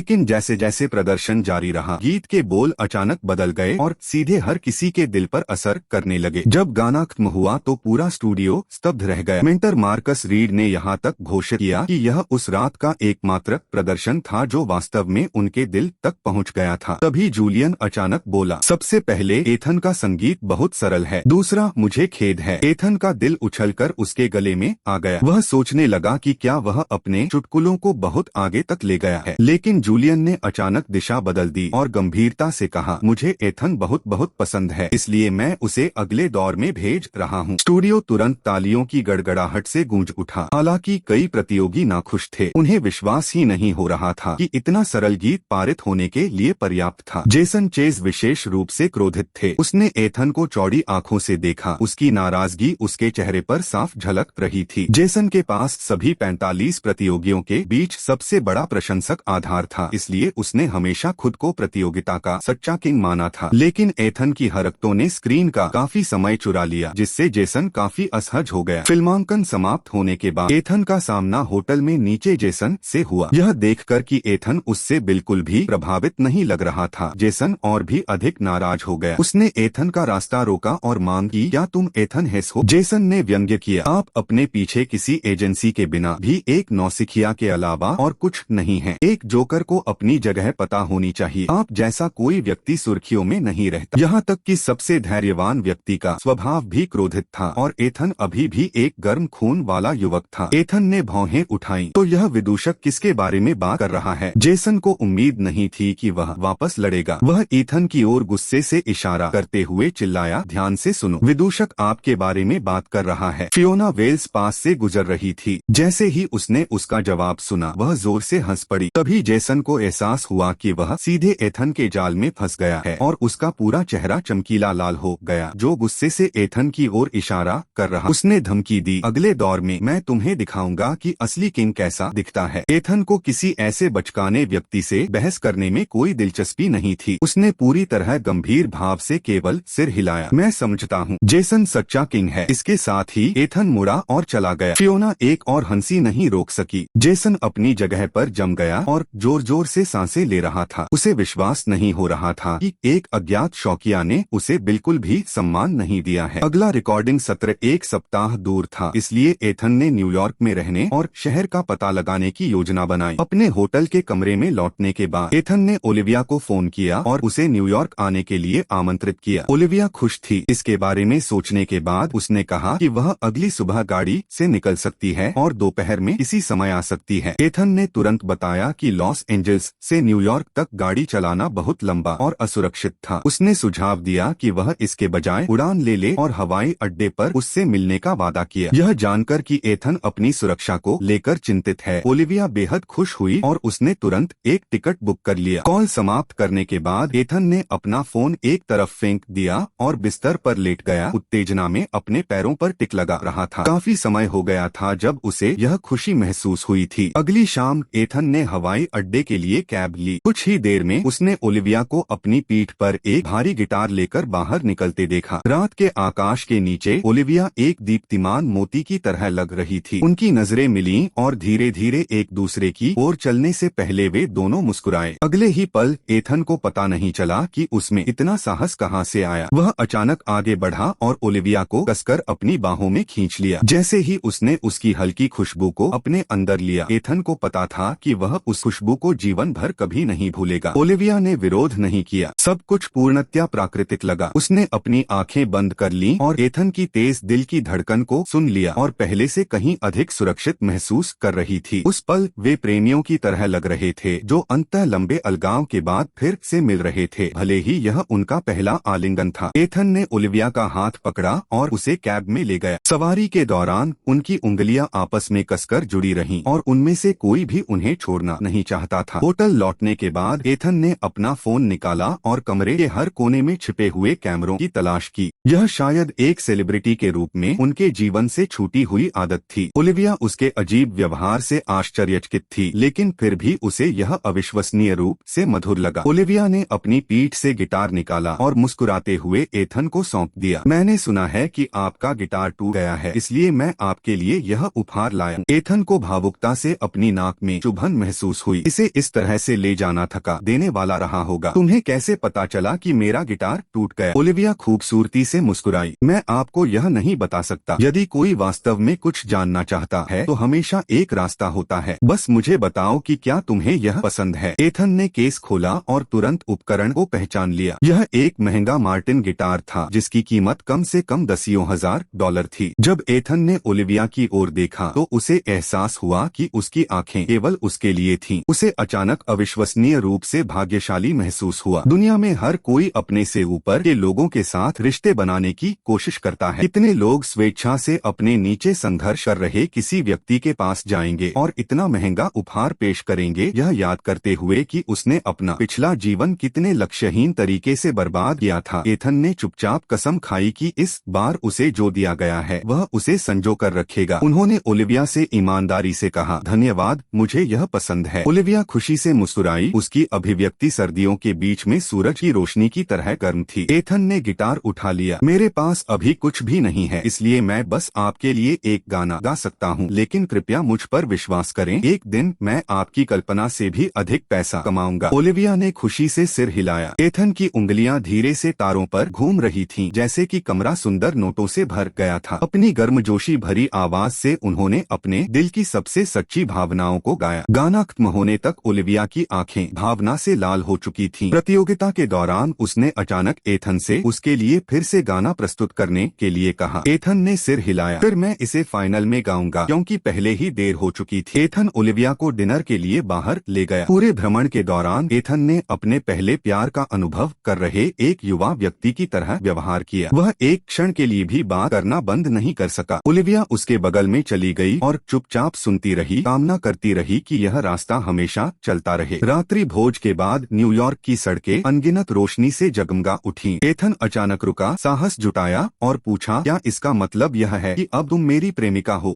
सवाल पूछने के बाद एथन इतना घबरा गया कि उसकी हथेलियों से पसीना निकलने लगा। ओलिविया हंस पड़ी। सीधे उत्तर देने के बजाय उसने एथन के हाथ में अपना हाथ रखा और उनकी उंगलियों को आपस में मिला लिया। उसने अपने जुड़े हुए हाथों को उठाया और धीरे से उसके सामने हिलाया। आप क्या सोचते हैं? एथन तुरंत खुशी से मुस्कुराने लगा। उस रात ओलिविया बिस्तर पर लेटी थी और उसने उसे माँ कहा। कुछ देर झिझकने के बाद उसने स्वीकार किया कि वह एथन की प्रेमिका बनने के लिए सहमत हो गई थी। जैसे ही उसने बोलना किया, फोन पर तेज आवाज सुनाई दी, जिसके बाद मार्गरेट की तेज चीख सुनाई दी। रिचर्ड, तुम बूढ़े मूर्ख हो। हमारा बेटी केवल किसी को डेट कर रहा है। तुम इतने उत्साहित क्यों हो रहे हो? मार्गरेट ने तब ओलिविया को याद दिलाया कि चूंकि वे आधिकारिक तौर पर एक साथ थे, इसलिए उन्हें लॉस एंजल्स लौटने पर एथन को रात के खाने के लिए घर लाने का अवसर ढूंढना चाहिए। अगली सुबह एथन और ओलिविया द्वारा नाश्ता समाप्त करने के बाद एथन ने न्यूयॉर्क शहर की खोज करने का सुझाव। ओलिविया को इसकी परवाह नहीं थी कि जब तक वह एथन के साथ थी वे कहाँ गए। हाथ पकड़कर वे धीरे धीरे सेंट्रल पार्क में चले गए। वे सेंट्रल पार्क से मेट्रोपॉलिटन म्यूजियम ऑफ आर्ट गए, फिर टाइम्स स्क्वायर और ब्रुकलिन ब्रिज तक गए। अंत तक उनके पैर थकावट से कांप रहे थे। एथन ओलिविया को एक स्ट्रीट फूड जिले में भी ले गया, जहाँ उन्होंने एक छोर से दूसरे छोर तक खाना खाया। उसकी अपने भरे हुए पेट को रगड़ते हुए ओलिविया ने चंचलता से शिकायत की, क्या यह सब आपकी गलती है? आपने मुझे इतना खिलाया कि मैं अब चल नहीं पा रही हूँ। एथन ने एक पल के लिए सोचा, फिर उसके सामने झुक गया। चढ़ो, मैं तुम्हें वापस ले जाता हूँ। ओलिविया खुशी से एथन की पीठ पर चढ़ गई और अपनी बाहों को उसकी गर्दन के चारों ओर कसकर लपेट लिया। एथन उसे धीरे धीरे स्ट्रीट लाइट के नीचे ले गया। उस पल ओलिविया को ऐसा लगा मानो उसने पूरी दुनिया पर कब्जा कर लिया हो। एक सप्ताह जल्दी बीत गया और एथन ओलिविया को हवाई अड्डे पर ले गया। जैसे ही एथन जाने की तैयारी कर रहा था, ओलिविया ने अचानक खुद को उसकी बाहों में फेंक दिया और उसके कान में फुसफुसाया, मेरे माता पिता चाहते हैं कि लॉस एंजल्स लौटने के बाद आप हमारे घर आएं। यह कहने के बाद ओलिविया मुड़ी और सुरक्षा चौकी में प्रवेश कर गई, जिससे एथन वहीं जम गया। उसे पता नहीं था कि कैसे प्रतिक्रिया देनी है। तब तक फ्यूचर स्टार के 2 एपिसोड प्रसारित हो चुके थे, लेकिन रेटिंग और ऑनलाइन ध्यान औसत दर्जे का रहा। हालांकि निर्देशक मेगन बिल्कुल भी चिंतित नहीं थे। उन्हें यकीन था कि तीसरा एपिसोड जबरदस्त हिट होगा। जब अगले एपिसोड एपिसोड के लिए फिल्मांकन शुरू हुआ तो एथन अपने गिटार के साथ पहुंचा और एक बार फिर उसे बैठने के लिए एक शांत कोना मिल गया। कई प्रतियोगियों को प्रदर्शन करते देखने के बाद एथन ऊब गया और उसे फिर से नींद आने लगी। उसने खुद को कुछ देर तक जागते रहने के लिए मजबूर किया, लेकिन उसकी उबासियां लगातार बढ़ती गईं और अंततः वह सो गया। जब अंततः एथन की बारी आई तो गुरु और दर्शक काफी देर तक इंतजार करते रहे, फिर भी मंच पर कोई नहीं आया। मेगन का चेहरा ठिठक गया, वह बिल्कुल अवाक रह गई। फियोना ने एथन को जगाने के लिए जल्दी की और तभी वह अपने गिटार को मंच के केंद्र में ले गए। उन्होंने दर्शकों और गुरुओं को हृदय से नमन किया। सभी को नमस्कार, मेरा नाम एथन हेस है। आज मैं नेमलेस पीपल नामक एक मूल गीत प्रस्तुत करूंगा। जैसे ही उन्होंने बोलना समाप्त किया, पूरे स्टूडियो में हंगामा मच गया। यदि फिल्मांकन नहीं चल रहा होता तो दर्शकों ने एथन को मंच से खदेड़ दिया होता। जेसन मंच के नीचे से जोर जोर से हंसने लगा। नामहीन लोग, वह कैसा भयानक गाना है। क्या यह सिर्फ एथन का ही वर्णन नहीं है? एथन ने जेसन को नजरअंदाज कर दिया और लाइव बैंड को केवल माफी मांगते हुए सिर हिलाया। संगत शुरू हुई और एथन ने अपना गिटार बजाना और गाना शुरू किया। पूरे स्टूडियो को खामोश करने के लिए आम लोगों के अंतहीन संघर्षों के बारे में केवल कुछ सरल पंक्तियों की जरूरत थी। सभी चुपचाप सुनते रहे और तीनों गुरु तुरंत सतर्क हो गए। लंबे रिकॉर्डिंग सत्र ने सलाहकारों को भी थका दिया था, लेकिन इस गीत में एक सौम्य उदासी और इतनी जीवंत कल्पना थी कि इसने सहजता से सभी को अपनी कहानी में खींच लिया। मंच पर एथन का प्रदर्शन जारी रहा। कंट्रोल रूम के अंदर मेगन पूरी तरह से स्तब्ध थी। उन्हें एहसास हुआ कि एथन का गाना अनगिनत आम लोगों को आवाज दे रहा था जो हर दिन चुपचाप संघर्ष करते थे। गुमनाम होने का मतलब बेकार होना नहीं है। हर साधारण व्यक्ति जो ईमानदारी से जीता है और अपना सब कुछ जीवन दे देता है, वह अपनी कहानी में नायक था। जब गीत समाप्त हुआ तो तालियों की गड़गड़ाहट से स्टूडियो गूंज उठा। कई दर्शकों की आंखों में पहले से ही आंसू थे। गाना बहुत ही खूबसूरत था। हर कोई एथन के देरी से प्रवेश के बारे में शिकायत कर रहा था, फिर भी उसने उनकी अपेक्षा से कहीं अधिक आश्चर्यचकित कर दी। लाइव दर्शकों ने एथन का नाम जपना शुरू कर दिया। प्रतीक्षा क्षेत्र से देखते हुए जेसन ने अपने दांतों को इतनी जोर से पीसा कि वे लगभग टूट गए। समर माइक्रोफोन के साथ मंच पर आया और उत्साह से पूछा, एथन, आपकी रचनात्मकता की सीमा कहाँ है? एथन मुस्कुराया, मेरी रचनात्मकता की सीमा यह है कि इसकी कोई सीमा नहीं है। जैसे ही उन्होंने बोलना किया, पूरा स्टूडियो गूंज उठा। समर ने एथन के गिटार की ओर इशारा किया और उत्सुकता से पूछा, क्या आपका गिटार टूटा नहीं था? एथन मुस्कुराया, यह गिटार एक दोस्त का उपहार था। समर की आंखें तुरंत चमक उठीं। उस गिटार की कीमत हजारों डॉलर है। समर मजाक करना जारी रखने ही वाला था कि जूलियन अचानक खड़ा हो गया। अपनी आलोचना प्रस्तुत करने से पहले जूलियन ने एथन को गंभीरता से देखा। क्या आप सुपरस्टार बनना चाहते हैं? एथन ने शर्मिंदा होने का नाटक किया। मुझे ऐसा लगता है। निसंदेह मैंने इसके बारे में सोचा है। जूलियन ने गंभीरता से कहा कि एथन युवा पीढ़ी के बीच सबसे स्वाभाविक रूप से प्रतिभाशाली गीतकार बने हुए हैं। फिर जूलियन ने अचानक दिशा बदल दी। निश्चित रूप से, क्योंकि एथन के पास ऐसी प्रतिभा थी। जूलियन का इरादा उसे बहुत ऊंचे स्तर पर रखने का था। जूलियन ने आगे कहा, एक सच्चे सुपरस्टार को 10 में से 9 रेटिंग के लायक कम से कम 10 गानों की जरूरत होती है। फिलहाल एथन अभी भी केवल एक टूटता सितारा है, लेकिन अगर वह आगे बढ़ता रहा तो मेरा मानना है कि वह अंततः एक सच्चा सुपरस्टार बन जाए। जैसे ही जूलियन ने बोलना समाप्त किया, स्टूडियो एक बार फिर गूंज उठा। सोफिया ने अपना माइक्रोफोन उठाया। चाहे वह सुपरस्टार हो या टूटता सितारा, हर सितारे में चमकने की ताकत होती है। इसके साथ ही सोफिया ने एथन को अपना वोट दिया। बस तभी से मार्कस उठ खड़ा हुआ। मार्कस ने एथन की बड़े पैमाने पर प्रशंसा करके शुरुआत की, लेकिन फिर अचानक घोषणा की कि वह फिलहाल एथन को अपना वोट नहीं देंगे। पूरा स्टूडियो सदमे में डूब गया। मार्कस ने तुरंत समझाया कि वह एथन की मदद करने की कोशिश कर रहा था। वह उसे याद दिलाना चाहता था कि वह स्वयं के प्रति सच्चा रहे और अस्थायी सफलता के कारण कभी भी अहंकारी न बने। यह महसूस करते हुए कि माहौल असहज हो गया है, समर ने तुरंत दर्शकों के वोट की शुरुआत की घोषणा की। जैसे ही सभी 500 दर्शकों ने अपने वोटिंग उपकरण दबाए, स्टूडियो संगीत से भर गया। हर कोई मंच के ऊपर लगी विशाल स्क्रीन को गौर से देखता रहा। जब मतदान समाप्त हुआ तो एथन का अंतिम कुल वोट 455 वोटों पर रुका। पहले सबसे मजबूत प्रतियोगी जेसन को केवल 368 वोट मिले थे। एथन के परिणाम ने अन्य सभी प्रतियोगियों को पूरी तरह से कुचल दिया। समर ने उत्साह से चिल्लाने से पहले अविश्वास के साथ परिणाम को देखा। एथन हेस को बधाई, आप अगले दौर में आगे बढ़ रहे हैं। जब एथन फिल्म की शूटिंग के बाद होटल लौटा तब तक रात के 10:30 बज चुके थे। उन्होंने अगला सप्ताह पूर्ण विश्राम में बिताया, जबकि अन्य प्रतियोगी नए गानों पर बेतहाशा काम करते थे। एथन हर दिन शांति से सोता था। जब भी उसके पास खाली समय होता, एथन वीडियो ओलिविया को कॉल करता। आधिकारिक तौर पर युगल बनने के बाद से उनका रिश्ता और भी मधुर हो गया था। इस बीच एथन की पूर्व प्रेमिका अवा को पर्दे के पीछे कुछ शर्मनाक समझौते करने के बाद आखिरकार एक वेब श्रृंखला में सहायक भूमिका मिल गई। अपनी उत्कृष्ट उपस्थिति के कारण एवा ने आधे मिलियन फॉलोअर्स प्राप्त किए और यहाँ तक कि स्काईलाइन एंटरटेनमेंट का ध्यान भी आकर्षित किया, जिसने उसे आधिकारिक तौर पर साइन करने की योजना बनाई। अवा इतनी उत्साहित थी कि वह रात में मुश्किल से सो पाती थी। अब उसे विश्वास हो गया कि एथन के साथ बिताए गए 3 साल उसकी युवावस्था को पूरी तरह बर्बाद कर गए। शनिवार जल्द ही आ गया और फ्यूचर स्टार का तीसरा एपिसोड निर्धारित कार्यक्रम के अनुसार जारी किया गया। इस एपिसोड में एथन का पहला प्रदर्शन दिखाया गया, इसलिए ओलिविया ने इसके शुरू होने से बहुत पहले ही अपने माता पिता को टेलीविजन के सामने इकट्ठा कर लिया। पहले 14 प्रदर्शन बिल्कुल सामान्य थे, तभी अचानक कैमरा कट गया और एथन मंच के पीछे गहरी नींद में सो रहा था। ओलिविया ने तुरंत वह पानी छिड़क दिया जो उसने अभी अभी एक घूंट में लिया था। ऑनलाइन टिप्पणियां फूट पड़ी। दर्शकों को विश्वास नहीं हो रहा था कि एथन एक राष्ट्रीय शो में प्रतिस्पर्धा करते समय मंच के पीछे सोने के लिए इतना आरामदायक था। जब एपिसोड में दिखाया गया कि एथन कैमरे को देखकर चौंककर जाग जाता है, ओलिविया अब खुद को रोक नहीं सकी और जोर जोर से हंसने लगी। टिप्पणियों का लहजा तुरंत बदल गया। दर्शकों ने स्वीकार किया कि वे गलत थे। एथन सचमुच सो गया था। यह एक संगीत प्रतियोगिता की तरह कम और एक कॉमेडी शो की तरह अधिक महसूस हुआ। इसके बाद एथन मंच पर आया, माइक्रोफोन के साथ तीनों मेंटर्स के पास आया और शरारती अंदाज में कहा, वाह, असली लाइव सेलिब्रिटी। जूलियन ने दांत पीस लिए। क्या आप पहले भी मृत हस्तियों से मिल चुके हैं? एथन ने खेदपूर्ण भाव से उत्तर दिया, यह पूरी तरह से असंभव नहीं है। घर पर और लाइव स्ट्रीम चैट में दर्शक अनियंत्रित रूप से हंसे। उन्होंने घोषणा की कि एथन का जन्म विभिन्न प्रकार के शो के लिए हुआ था। प्रफुल्लित करने वाले आदान प्रदान के बाद एथन अंततः गंभीर हो गया और उसने अपना गीत if I ever get rich पेश किया। इस शीर्षक ने इंटरनेट पर दर्शकों को लगभग अपना खाना उगलने पर मजबूर कर दिया। लोगों की टिप्पणियां भरी पड़ी थीं और वे कह रहे थे कि यह वही सपना है जो वे हर दिन देखते थे। रिचर्ड ओलिविया की ओर मुड़ा और मुस्कुराया, आपका छोटा प्रेमी काफी मनोरंजक है। ओलिविया ने बेबसी से अपनी जीभ बाहर निकाली। आखिरकार एथन ने गाना शुरू किया। हर किसी को आश्चर्यचकित करते हुए गाना न केवल अविश्वसनीय रूप से आनंददायक था बल्कि आश्चर्यजनक रूप से सार्थक भी था। यहाँ तक कि रिचर्ड ने बार बार प्रदर्शन की प्रशंसा करते हुए कहा कि एथन वास्तव में दिलचस्प विचारों वाला एक युवा व्यक्ति था। जैसे ही एपिसोड प्रसारित होना शुरू हुआ, मेगन ने वास्तविक समय के प्रदर्शन डेटा की बारीकी से निगरानी की। जब उसने रेटिंग बढ़ती देखी तो वह इतनी उत्साहित हो गई कि वह मुश्किल से बैठ सकी। इस एपिसोड ने पहले 2 एपिसोड की तुलना में अधिक दर्शकों को आकर्षित किया। जिस क्षण एथन आया, मेगन बहुत खुश थी कि उसने एथन को आमंत्रित किया था और तुरंत देने का फैसला किया। अगले एपिसोड में उन्हें और भी अधिक स्क्रीन टाइम मिलेगा। इस बीच अवा भी एपिसोड देख रही थी। वह समझ नहीं पा रही थी कि एथन, जो हमेशा एक साधारण और अत्यंत ईमानदार व्यक्ति था, इतनी आसानी से भविष्य के सितारे के स्तर तक कैसे पहुंच गया। जैसे ही उसने एथन को मंच पर देखा, उसके चेहरे पर अविश्वास फैल गया। इस बीच एक वेब सीरीज में सहायक भूमिका हासिल करने के लिए उन्हें कई शर्मनाक समझौते करने के लिए मजबूर होना पड़ा। जितना अधिक अवा इसके बारे में सोचती, वह उतनी ही क्रोधित होती जाती। उसकी अभिव्यक्ति धीरे धीरे बदलती गई जब तक कि उसने अंततः अपना गिलास फर्श पर नहीं फेंक दिया। उसकी मैनेजर टीना ने बाहर से दुर्घटना सुनी और उसे तिरस्कार के अलावा कुछ नहीं महसूस हुआ। टीना की नजर में अवा केवल अनकहे सौदों के माध्यम से बढ़ी थी, इसलिए उसे इतना अहंकारपूर्ण कार्य करने का कोई अधिकार नहीं था। अगली सुबह मेगन ने हमेशा की तरह सोशल मीडिया खोला। जब उसने ट्रेंडिंग रैंकिंग देखी तो वह उत्साह से बिस्तर से उठ गई। If I ever get rich ने नंबर 1 स्थान हासिल किया था, जबकि शो से एथन के सबसे मजेदार क्षणों का संग्रह दूसरे स्थान पर था। मेगन खुशी से झूम उठी। उसने स्पष्ट रूप से सही दाव लगाया था। जब तक एथन फ्यूचर स्टार पर रहा, शो का बहुत बड़ा हिट होना तय था। समय तेजी से बीत गया और सोमवार जल्द ही एक और एपिसोड की रिकॉर्डिंग के साथ आ गया। जबकि अन्य प्रतियोगियों ने अपने गानों का जमकर अभ्यास किया, एथन होटल में शांति से सोता रहा। जहां तक एथन का सवाल है, इन नौसिखियों से निपटने के लिए किसी भी तैयारी की आवश्यकता नहीं थी। फिल्मांकन के दौरान दोबारा सो जाने से बचने के लिए उन्होंने पहले ही झपकी भी ले ली थी, लेकिन जैसे ही एथन बैकस्टेज एरिया में दाखिल हुआ उसे लगा कि कुछ गड़बड़ है।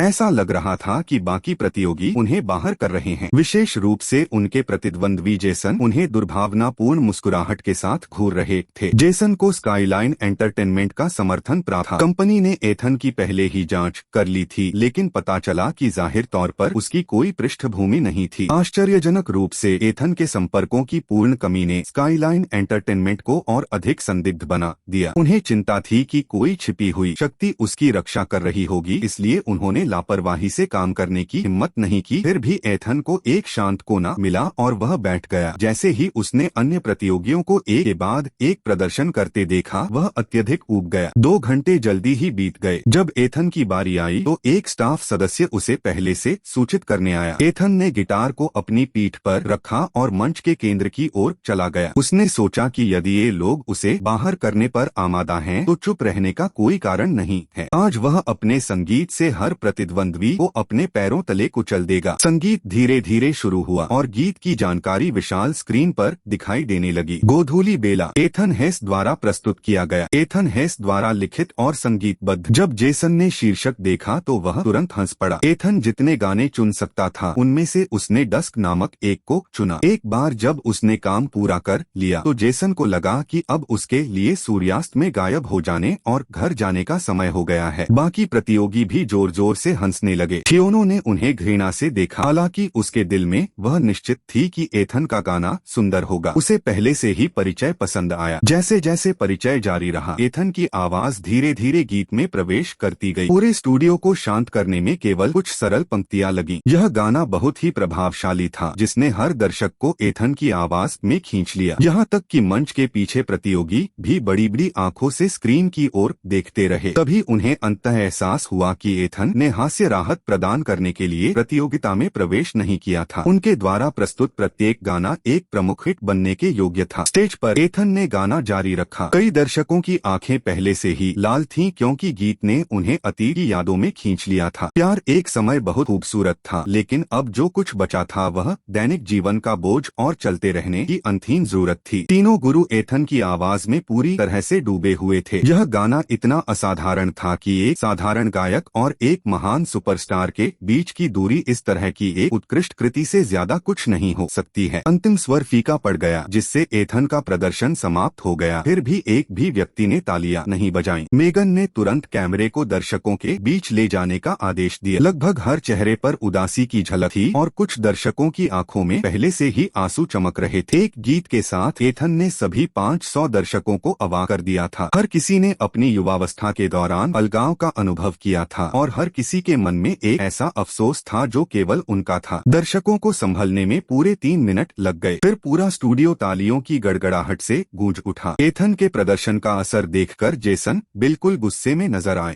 तभी उन्हें याद आया कि स्काईलाइन एंटरटेनमेंट ने पहले ही सब कुछ व्यवस्थित कर दिया था। चैंपियनशिप उसकी होने की गारंटी थी, इसलिए वह पीछे की ओर झुका और देखा जैसे कि परिणाम पहले ही तय हो चुका था। सोमेर मंच पर चला गया और आधिकारिक तौर पर मेंटर्स की आलोचना शुरू कर दी। सोफिया सबसे पहले खड़ी थी। एथन की शाम बिल्कुल खूबसूरत थी। मेरा मानना है कि आज से 10 साल बाद भी इसे क्लासिक माना जाएगा। जूलियन ने एथन को जोर से धन्यवाद दिया। वह गाना अविश्वसनीय था। मेरे दिल में यह एक उत्तम अंक का हकदार है। मार्कस ने कहा, एथन निस्संदेह संगीत उद्योग का सबसे चमकता सितारा बन जाएगा। 3 सलाहकारों के समाप्त होने के बाद शो मतदान चरण में प्रवेश कर गया। स्क्रीन पर अंतिम नंबर 496 वोटों पर रुका। परिणाम ने पूरे स्टूडियो को स्तब्ध कर दिया। 500 दर्शकों में से केवल 4 ने एथन को वोट नहीं दिया था। मंच के पीछे प्रतियोगी पूरी तरह से हतप्रभ थे। एथन के पास कोई एजेंसी भी नहीं थी, फिर भी उसका लिखा हर गाना पिछले गाने से बेहतर लगता था। जेसन ने एथन को ऐसे घूर कर देखा जैसे वह उसे फाड़ देना चाहता हो। जैसे ही फिल्मांकन समाप्त हुआ, उन्होंने तुरंत अपनी कंपनी से संपर्क किया और मांग की कि वे एथन को खत्म करने का कोई रास्ता खोजें। फोन पर लगभग टूट रहा था। एथन का कुल वोट बहुत अधिक था। अगर ऐसा ही चलता रहा तो जेसन के पास चैंपियन बनने का कोई मौका नहीं था। स्काईलाइन एंटरटेनमेंट को भी अराजकता में डाल दिया गया। इससे कोई फर्क नहीं पड़ता कि उन्होंने एथन की कितनी गहराई से जांच की, उन्हें केवल एक टूटा लौटा हुआ कार्यालय कर्मचारी ही मिला, जिसका कोई पृष्ठभूमि या कनेक्शन नहीं था। आखिरकार स्काईलाइन एंटरटेनमेंट के चेयरमैन विक्टर केन भी अब शांत नहीं रह सके। उन्होंने सीधे मेगन से संपर्क किया और मांग की कि फाइनल का ऑनलाइन वोटिंग के साथ सीधा प्रसारण किया जाए। कंपनी के शक्तिशाली वित्तीय हितों के दबाव में मेगन के पास फिलहाल सहमत होने के अलावा कोई विकल्प नहीं था। हालांकि वह जानती थी कि ऑनलाइन वोटिंग से स्काईलाइन एंटरटेनमेंट को भुगतान किए गए खाते किराए पर लेने और परिणामों में हेरफेर करने की अनुमति मिल जाएगी। अगले दिन मेगन ने एथन को अपने कार्यालय में बुलाया। उन्होंने बताया कि शो की लोकप्रियता बढ़ रही थी, इसलिए प्रोडक्शन टीम ने फाइनल का सीधा प्रसारण करने का फैसला किया था। एथन को इसमें कोई समस्या नहीं दिखी। एक सीधा प्रसारण प्रत्येक प्रतियोगी की वास्तविक क्षमता का परीक्षण करेगा। यदि किसी ने मंच पर गलती की तो दूसरा प्रयास नहीं किया जाएगा। मेगन ने उन्हें एक अर्थपूर्ण मुस्कान दी और कहा कि प्रत्येक दर्शक को मतदान का अधिकार मिलेगा, जिससे माना जाता है कि प्रतियोगिता सभी के लिए निष्पक्ष हो जाएगी। मेगन की अभिव्यक्ति को देखकर एथन को अचानक एहसास हुआ कि स्थिति इतनी सरल नहीं हो सकती है। फिर भी उन्होंने कोई प्रश्न नहीं पूछा और लगभग सहमत हो गए। कार्यालय छोड़ने के बाद एथन अपने होटल लौट आया और ओलिविया को फोन किया। एथन ने देखा था कि ओलिविया हाल ही में बेहद व्यस्त लग रही थी, हालांकि उसे पता नहीं था कि वह क्या कर रही थी। उसने पूछा कि क्या उस दिन उसके पास कोई खाली समय था। ओलिविया हंसी, मैं आज व्यस्त नहीं हूँ, सब कुछ लगभग तैयार है, अब हम केवल सही समय का इंतजार कर रहे हैं। एथन ने उसे बताया कि फाइनल को ऑनलाइन वोटिंग के साथ लाइव प्रसारण में बदल दिया गया था। उन्होंने यह भी स्वीकार किया कि निर्णय के बारे में कुछ अजीब लगा। ओलिविया ने तुरंत छिपे हुए अर्थ को समझ लिया। दूसरे पक्ष ने स्पष्ट रूप से ऑनलाइन वोट में हेरफेर करने का इरादा किया था। एक पल के लिए सोचने के बाद ओलिविया मुस्कुराई और एथन को आश्वस्त किया। उसे चिंता करने की जरूरत नहीं थी। उनके विरोधी जो भी करना चाहें, वे आगे बढ़कर प्रयास कर सकते हैं। उन्होंने एथन से कहा कि जब तक उनके काम की गुणवत्ता निर्विवाद रहेगी, जनता सच्चाई को पहचानती रहेगी। चाहे उसने चैंपियनशिप जीती हो या नहीं, वह उसके साथ हर चीज का सामना करेगी। ओलिविया की बातें सुनने के बाद एथन की लड़ाई स्पिरिट तुरंत बढ़ गई। उस क्षण उसकी सारी चिंताएं गायब हो गईं। एक बार कॉल समाप्त हो गई, ओलिविया ने तुरंत मीना से संपर्क किया और उसे सनराइज एंटरटेनमेंट के लिए कई और प्रतिभा एजेंटों की भर्ती करने का निर्देश दिया। अब जब सनराइज एंटरटेनमेंट की स्थापना हो चुकी है, तो यह मनोरंजन उद्योग की योजनाओं और प्रतिद्वंद्विता से बच नहीं सकता है। ओलिविया आमतौर पर प्यारी और हानिरहित दिखाई देती थी, लेकिन वह अपने पिता रिचर्ड के साथ बड़ी हुई थी। उसके माध्यम से उसने अनगिनत खुले और छिपे व्यापारिक संघर्ष देखे थे। वह समझ गई थी कि एक बार स्काईलाइन एंटरटेनमेंट के साथ लड़ाई शुरू होने के बाद वे अपने प्रतिद्वंद्वी को संभलने का कोई मौका नहीं दे सकते। उन्हें इसे एक निर्णायक प्रहार से खत्म करना होगा। भविष्य के स्टार फाइनल अगले शनिवार को होंगे और प्रत्येक प्रतियोगी 3 गाने प्रस्तुत करेगा। एथन पहले से ही इतना लोकप्रिय हो गया था कि अब उसे भोजन के लिए बाहर जाने के लिए मास्क पहनना पड़ता था। जैसे ही शो की लोकप्रियता बढ़ी, फाइनल के सभी 20,000 टिकट लगभग तुरंत बिक गए। प्रत्येक फाइनलिस्ट एक अतिथि गायक को अपने साथ प्रदर्शन करने के लिए आमंत्रित कर सकता है। जिसे भी सबसे अधिक वोट मिलेंगे, वह ओवरऑल चैंपियन बन जाएगा। एथन ने ओलिविया से वादा किया था कि वह अंतिम चरण में उसके लिए वह मधुर प्रेम गीत गाएगा। एक आदमी के रूप में उनका इरादा अपनी बात रखने का था। जेसन भी पूरी तरह से तैयार था। स्काईलाइन एंटरटेनमेंट ने शीर्ष गायक इवान हार्ट को अपने अतिथि गायक के रूप में काम करने के लिए आमंत्रित किया था। खबर सुनते ही जेसन उत्साह से उछल पड़ा। इवान की लोकप्रियता सबसे बड़े सुपरस्टारों की प्रतिद्वंद्वी थी, इसलिए जेसन का मानना था कि चैंपियनशिप पहले से ही उसकी थी। इस बीच सनराइज एंटरटेनमेंट में ओलिविया ने कानूनी निदेशक रयान को बुलाया। ब्रूक्स उसके कार्यालय में आई और उसे एक औपचारिक कॉन्ट्रैक्ट तैयार करने का निर्देश दिया। ओलिविया ने फाइनल के बाद एथन को आधिकारिक तौर पर साइन करने की योजना बनाई। चाहे वह चैंपियन बने या नहीं, उनका मानना था कि वह सबसे चमकीला सितारा था। शनिवार जल्दी आ गया और भविष्य के स्टार फाइनल शुरू होने वाले थे। जैसे ही एथन प्रोडक्शन टीम की बस में चढ़ा, उसे ओलिविया से एक संदेश मिला। ओलिविया ने उसे बताया कि वह पहले ही न्यूयॉर्क आ चुकी है और प्रतियोगिता स्थल के पास एक होटल बुक कर लिया है। उन्होंने शो के बाद उन्हें एक उपहार देने का भी वादा किया। संदेश के अंत में ओलिविया ने एथन को शुभकामनाएं दी। इसे पढ़कर वह मुस्कुराया और आश्चर्यचकित हुए बिना नहीं रह सका कि उसने कैसा उपहार तैयार किया है। अखाड़े में पहुंचकर एथन ने स्टाफ प्रवेश द्वार से मंच के पीछे के क्षेत्र में प्रवेश किया। केवल 6 फाइनलिस्ट बचे थे। अन्य 5 मनोरंजन कंपनियों द्वारा समर्थित थे और प्रत्येक कंपनी ने अपने प्रतियोगी के अतिथि कलाकार के रूप में एक प्रमुख सेलिब्रिटी की व्यवस्था की थी। जैसे ही बाहर आसमान में अंधेरा छा गया। 20:00 दर्शक धीरे धीरे मैदान में प्रवेश करने लगे। एथन मंच के पीछे से मंच के किनारे तक चला गया। उसके सामने दर्शकों का घना समुद्र और अनगिनत रंग बिरंगे प्रशंसक चिन्ह फैले हुए थे। लंबे समय से भूली हुई यादें उसके दिल में घूम गईं। एथन को हजारों दर्शकों के सामने खड़े होने का एहसास बहुत याद आया। अचानक किसी ने उसके कंधे पर थपथपाया। जब एथन मुड़ा तो उसने मेगन को अपने पीछे खड़ा पाया। मेगन मुस्कुराई। क्या गलत? मुझे मत बताना, तुम भी घबरा जाओगे। एथन ने बिना कुछ बोले अपना सिर हिला दिया। मेगन ने फिर पूछा, अन्य प्रतियोगियों के अतिथि कलाकार पहले ही आ चुके हैं, तुम्हारा कहाँ है? एथन ने बेबसी से अपने हाथ फैलाए। मैं बस एक अनजान व्यक्ति हूँ। मैं संभवतः एक प्रसिद्ध अतिथि गायक को कैसे आमंत्रित कर सकता हूँ? मुझे अकेले ही लड़ना होगा। मेगन ने हल्की सी भौहें सिकोड़ी और फिर मुस्कुरा दी। आप कोई अनजान व्यक्ति नहीं है। मेरा मानना है कि आज रात के बाद एथन हेस का नाम पूरे संगीत उद्योग में गूंजेगा। एथन ने उसे एक चंचल सलामी दी। मुझे निश्चित रूप से ऐसी उम्मीद है। मैं इसे आपका आशीर्वाद मानूंगा। उस शाम 8 बजे मंच की रोशनी और ध्वनि प्रणाली पूरी तरह से तैयार हो गई और लाइव प्रसारण आधिकारिक तौर पर शुरू हो गया। अनगिनत दर्शक धारा में उमड़ पड़े, जिससे दर्शकों की संख्या लगभग तुरंत ही 5 मिलियन से अधिक हो गई। जूलियन, सोफिया और मार्कस ने प्रदर्शन के साथ शो की शुरुआत की, जिसने तुरंत पूरे क्षेत्र को ऊर्जावान बना दिया। तीनों गुरुओं द्वारा गायन समाप्त करने के बाद समर मंच पर आए और फाइनल के नियमों की घोषणा की। पहला कलाकार अपीयरेंस बेस डिवीजन से हडसन था। उनका स्टेज प्रोडक्शन तो शानदार था, लेकिन उनकी गायकी में बहुत कुछ बाकी रह गया। चूंकि फाइनल का सीधा प्रसारण किया जा रहा था, इसलिए प्रत्येक प्रतियोगी को पूरी तरह से लाइव प्रदर्शन करना था। उनकी असली गायन क्षमता को छिपाने का कोई रास्ता नहीं था। ऑनलाइन चैट तुरंत जीवंत हो गई, क्योंकि दर्शकों ने प्रदर्शन का मजाक उड़ाया और मजाक किया कि उन्हें खुशी है कि वे टिकट सुरक्षित करने में विफल रहे। लाइव दर्शकों ने भी शोर मचाना शुरू कर दिया। कुछ ने तीखी सीटियां भी बजाईं। नियंत्रण कक्ष के अंदर मेगन की अभिव्यक्ति गहरी हो गई। वह जानती थी कि ये प्रतियोगी केवल मामूली प्रतिभाशाली थे, लेकिन उसने यह उम्मीद नहीं की थी कि लाइव प्रसारण उनकी कमजोरियों को पूरी तरह से उजागर कर देगा। प्रतियोगियों ने एक के बाद एक प्रदर्शन किया और जल्द ही जेसन की बारी आ गई। जेसन ने एक स्थिर प्रदर्शन दिया और वह अपने पहले के प्रतियोगियों की तुलना में काफी मजबूत था। उनके अतिथि गायक इवान हार्ट बेहद लोकप्रिय थे। जैसे ही इवान सामने आया, पूरा मैदान गूंज उठा। इवान ने अपना माइक्रोफोन उठाया और तकनीकी रूप से कठिन गायन की एक श्रृंखला के साथ भीड़ को उत्तेजित कर दिया, जिससे दर्शकों में खुशी की लहर दौड़ गई। जेसन के ऑनलाइन वोट का कुल योग भी तेजी से बढ़ने लगा। जब गाना खत्म हुआ तो दर्शकों ने जोरदार तालियां बजाईं। इवान की कई महिला प्रशंसक तो अपने पैरों पर खड़ी हो गईं और चिल्लाने लगी। जेसन को अंततः 3,850,000 वोट मिले, जिससे वह फिलहाल पहले स्थान पर रहे। परिणाम देखकर जेसन अपनी मुस्कान नहीं छिपा सका। उसने एथन को खुली अवमानना से देखा। एथन अंतिम प्रतियोगी था। समर मंच पर आए और मुस्कुराते हुए घोषणा की, कृपया हमारे अंतिम कलाकार एथन हेस का स्वागत करें। दर्शक तुरंत तालियों की गड़गड़ाहट से गूंज उठे। एथन ओलिविया द्वारा दिए गए गिटार के साथ मंच के केंद्र तक चला गया और अभी भी उसकी पीठ पर आराम कर रहा था। दर्शकों के विशाल समुद्र को देखते हुए एथन ने महसूस किया कि उसका खून उत्साह से बढ़ रहा है। लाइव स्ट्रीम दर्शकों की संख्या तेजी से बढ़ती रही और जल्द ही दर्शकों की संख्या 8 मिलियन से अधिक हो गई। लगभग हर टिप्पणी में प्रत्याशा व्यक्त की गई। तभी एथन ने दर्शकों की ओर ऐसा इशारा किया जिसकी किसी को उम्मीद नहीं थी। उसने अपनी दाहिनी तर्जनी उठाई और धीरे से उसे अपने होठों के सामने रखकर चुप रहने का संकेत दिया। अन्य प्रतियोगी जोर जोर से हंसने लगे। उनकी नजर में एथन कोई अनजान व्यक्ति था जो यह दिखावा कर रहा था कि वह अपना निजी संगीत कार्यक्रम आयोजित कर रहा है। लेकिन इससे पहले कि वे हंस पाते, उनकी अभिव्यक्तियां अचानक थम गईं। जिस क्षण एथन ने इशारा किया, पहले से बहरे दर्शक पूरी तरह से चुप हो गए। पूरा मैदान इतना शांत हो गया कि किसी को पिन गिरने की आवाज सुनाई दे रही थी। यह देखकर ऑनलाइन दर्शकों को तुरंत एहसास हुआ कि एथन का प्रभाव किसी की अपेक्षा से कहीं अधिक था। फिर वही संदेश स्क्रीन पर आने लगा, सब लोग खड़े हो जाओ। यहाँ तक कि एथन ने भी दर्शकों से इतने अच्छे सहयोग की उम्मीद नहीं की थी। वह माइक्रोफोन की ओर झुक गया। सभी को शुभ संध्या। उन्होंने बताया कि आज रात का गाना एक दोस्त को समर्पित था। जब पहले एपिसोड के दौरान उसका गिटार टूट गया तो वह दोस्त उसके लिए नया गिटार लाने के लिए लॉस एंजल्स से न्यूयॉर्क तक आया था। एथन ने दर्शकों से कहा कि उसने उससे वादा किया था कि वह इस मंच पर उसके लिए एक गाना प्रस्तुत करेगा। दर्शकों को यह कहानी अविश्वसनीय रूप से रोमांटिक लगी। यह देखकर मेगन ने आखिरकार आराम किया। जैसा कि एथन से अपेक्षित था, उसने एक भी स्वर पर गाने से पहले दर्शकों पर पूरा नियंत्रण हासिल कर लिया था। अपने होटल के कमरे में एथन की बातें सुनकर ओलिविया ने अचानक अपना मुंह ढक लिया। उसकी आंखों में भावना के आंसू उमड़ने लगे। मंच संगीत से भर गया और गीत की जानकारी विशाल स्क्रीन पर दिखाई क्यों नहीं। एथन हेस द्वारा लिखित और संगीतबद्ध। दर्शक धीरे धीरे शांत हो गए। केवल परिचय से ही वे पहले ही बता सकते थे कि यह एक हल्का फुल्का और रोमांटिक गाना होगा। जैसे ही मंच की रोशनी धीरे धीरे चमकने लगी, एथन ने स्पॉटलाइट के नीचे अपना गिटार बजाया और धीरे धीरे अपनी कोमल और हर्षित आवाज के साथ खुद को गाने की भावनाओं में डुबो दिया। एथन ने शुद्ध लेकिन भावुक प्रेम के बारे में गाया, जो उस भावना को हर किसी के दिल में ले गया। तीनों गुरुओं की आंखें तुरंत चमक उठी। विशेष रूप से जूलियन ने कभी भी एथन से इतना आनंदमय प्रेम गीत लिखने की उम्मीद नहीं की थी। इतना अच्छा गीत तो बिल्कुल भी नहीं लिखा था। जो 5 प्रतियोगी पहले ही प्रदर्शन कर चुके थे, वे बिल्कुल क्रोधित दिख रहे थे। वे समझ नहीं पा रहे थे कि एथन के प्रदर्शन के दौरान दर्शक इतने प्रसन्न क्यों थे। फिर भी उनके प्रदर्शन के दौरान दर्शक उन्हें तोड़ने के लिए तैयार दिख रहे थे। गाने की मिठास ने ऑनलाइन दर्शकों को भी मंत्रमुग्ध कर दिया और कई लोग धीरे धीरे लय में थिरकने लगे। अनगिनत लोगों ने टिप्पणी की कि गीत ने वास्तव में उन्हें अधिक खुशी का अनुभव कराया।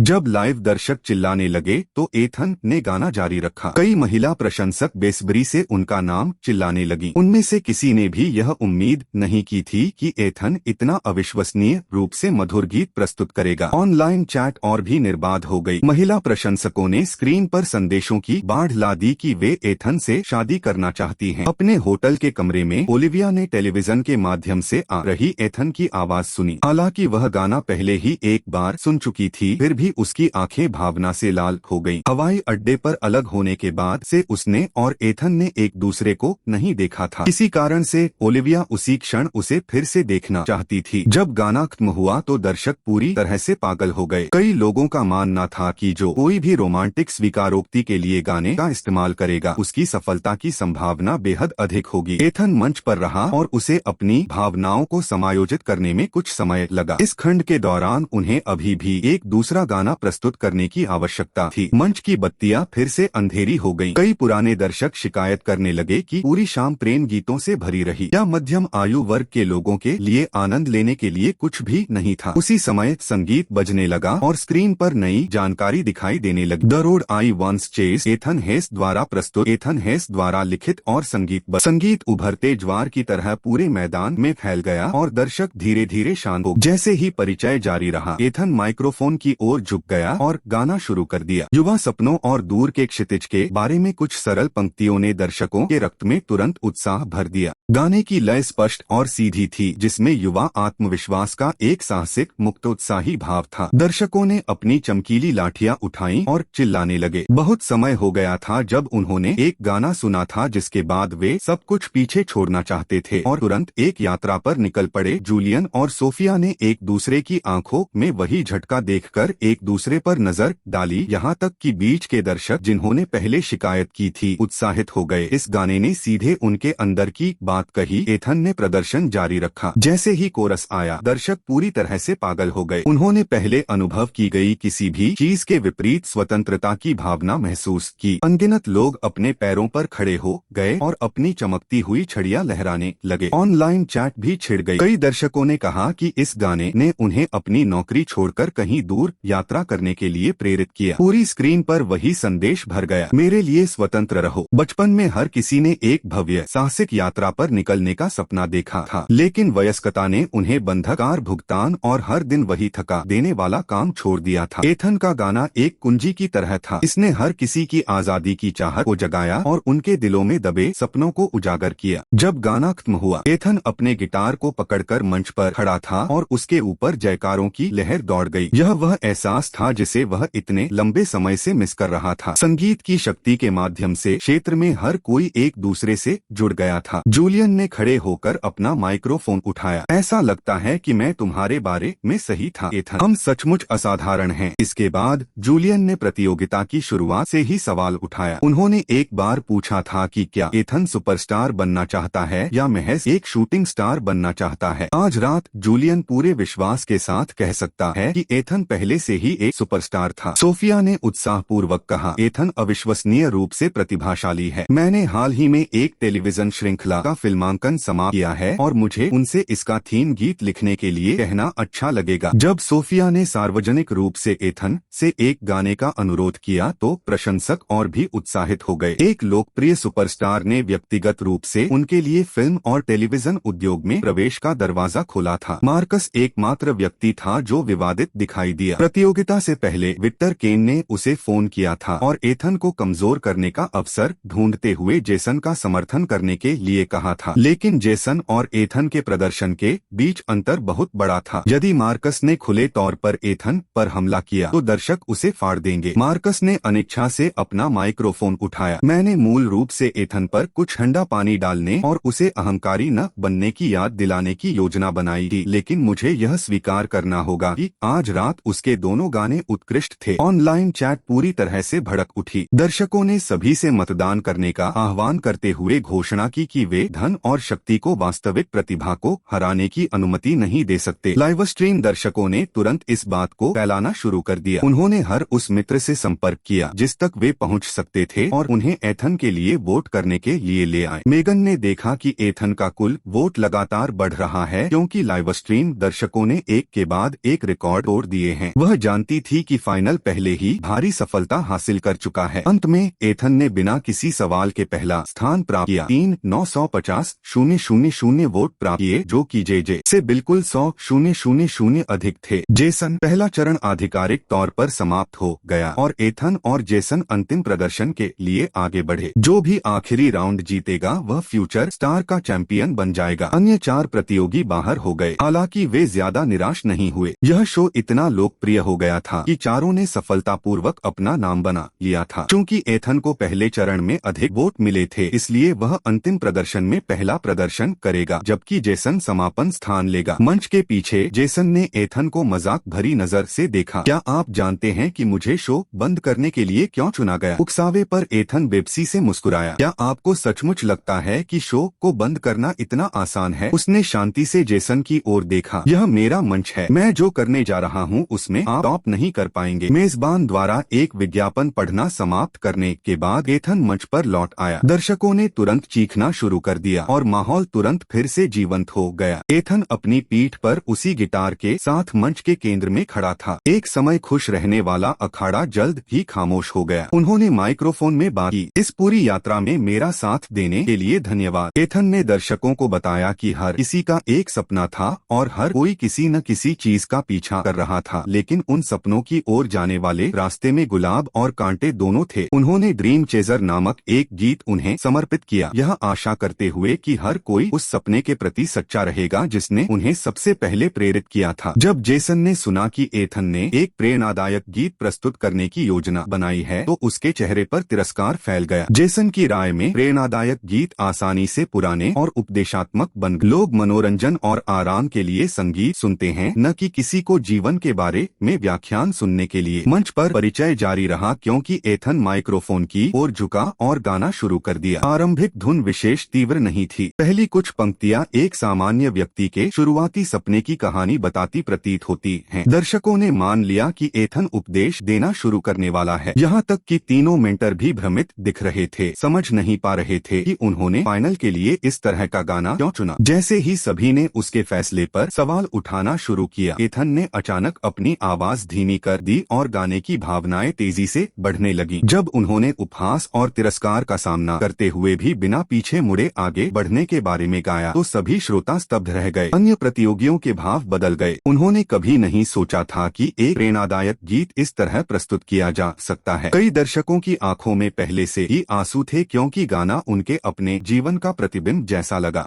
अपनी युवावस्था में उन्होंने निडर आत्मविश्वास के साथ अपने सपनों को साकार किया, लेकिन समय के साथ जीवन के कुचलते बोझ ने धीरे धीरे उनकी कमर झुका दी थी। रात के सन्नाटे में उन्हें कड़वाहट और निराशा महसूस हुई थी। वे छुप छुप कर रोते थे, फिर भी हर सुबह उनके पास आगे बढ़ने के अलावा कोई विकल्प नहीं था। किसने कहा कि आम लोगों को कोई उम्मीद नहीं है? जब तक उनमें आगे दौड़ते रहने का साहस है तब तक कुछ भी संभव था। होटल के कमरे में ओलिविया की आंखें भी आंसुओं से भर गईं। वह जानती थी कि एथन का अतीत कितना कठिन था और उसने यहाँ तक आने के लिए कितना कठिन संघर्ष किया था, लेकिन एथन ने कभी हार नहीं मानी। अब वह आखिरकार उस चकाचौंध मंच पर खड़ा था, अपने सपने के एक कदम और करीब जा रहा था। एथन ने गाना जारी रखा और गीत की भावनाएं बढ़ती रहीं, जैसे कोई चमकीला बैनर हवा में गर्व से लहरा रहा हो। जब तक अंतिम स्वर फीका पड़ गया, अनगिनत दर्शक खुलकर रो रहे थे। उनके सपने वास्तव में अनुभवहीन हो सकते हैं, लेकिन वे फिर भी प्रयास करना चाहते थे। भले ही वे सपने कभी पूरे न हुए हों, कम से कम वे अपनी युवावस्था को अफसोस के साथ नहीं देखेंगे। एथन गाने के अंत तक व्यावहारिक रूप से दहाड़ता रहा और उसकी आवाज कई स्थानों पर स्पष्ट रूप से टूट गई। उसने परवाह नहीं की। यह गाना तकनीक के बारे में नहीं था, यह शुद्ध भावना थी। ऑनलाइन दर्शक भी उत्साहित थे। उन्होंने गीत में जीवन में जो कुछ भी उन पर आया उससे लड़ने की अवज्ञा और दृढ़ संकल्प को सुना। फिर से स्क्रीन पर दौड़ने लगी और हर कोई एक ही बात चिल्ला रहा था, अपने सपनों पर पूरी तरह अमल करें। पूरे मैदान में गगनभेदी जयकार और चीखें गड़गड़ाने लगी, लगभग इतनी तेज कि आकाश हिल गया। धीरे धीरे हर आवाज एक ही नाम का जाप करने के लिए एक साथ आने लगी, एथन हेस, एथन हेस। मंच के पीछे जेसन पूरी तरह से स्तब्ध था। आखिरकार उसे समझ आ गया कि एथन का प्रदर्शन उसके लिए असंभव कार्य था। इवान ने भी कभी ऐसा कुछ नहीं देखा था। वह बस जेसन को कंधे पर थपथपा सकता था और कह सकता था, तुम्हें बस संगीत का सामना करना होगा। समर मंच पर लौट आए और घोषणा की कि जेसन के प्रदर्शन का समय हो गया है, लेकिन दर्शक अभी भी एथन के नाम का जाप कर रहे थे। जेसन के पास खुद को मंच पर मजबूर करने के अलावा कोई विकल्प नहीं था। जेसन ने एक रॉक गाना तैयार किया था, लेकिन कुछ पंक्तियों के बाद ही दर्शकों का धैर्य खोने लगा। किसी को नहीं पता था कि इसे किसने शुरू किया, लेकिन पूरा मैदान अचानक चिल्लाने लगा, मंच से उतर जा। इस धक्का मुक्की से जेसन घबरा गया। वह इतने घबरा गए कि गीत के बोल भूल गए और मंच पर ही खड़े रहे। जेसन का दिमाग पूरी तरह से खाली हो गया और ऐसा लग रहा था मानो उसे स्पॉटलाइट के नीचे फर्श पर कीलों से ठोक दिया गया हो। मेगन ने उसे वहां मूर्ति की तरह खड़ा देखा और चिल्लाई, गाओ, लाइव प्रसारण को बर्बाद मत करो। जेसन के विनाशकारी प्रदर्शन ने लाइव स्ट्रीम चैट को खतरे में डाल दिया। स्क्रीन उन टिप्पणियों से भर गई जिसमें मांग की गई कि वह मंच से उतर जाएं। अंततः जेसन को एहसास हुआ कि वह समाप्त हो गया था। यह एक राष्ट्रीय स्तर पर प्रसारित लाइव फाइनल था और उसने पूरी आपदा खुद पैदा की थी। जब संगीत समाप्त हुआ तो जेसन स्तब्ध होकर मंच से चला गया। समर द्वारा अंतिम मतदान दौर शुरू करने के बाद मतदान शुरू हुआ और एथन और जेसन दोनों के योग तेजी से बढ़ने लगे। आश्चर्यजनक रूप से जेसन का कुल योग एथन से भी अधिक तेजी से बढ़ रहा था। स्काईलाइन एंटरटेनमेंट के चेयरमैन विक्टर केन गुस्से से भड़क उठे और उन्होंने जानना चाहा कि क्या मार्केटिंग टीम ने अपना दिमाग खो दिया है।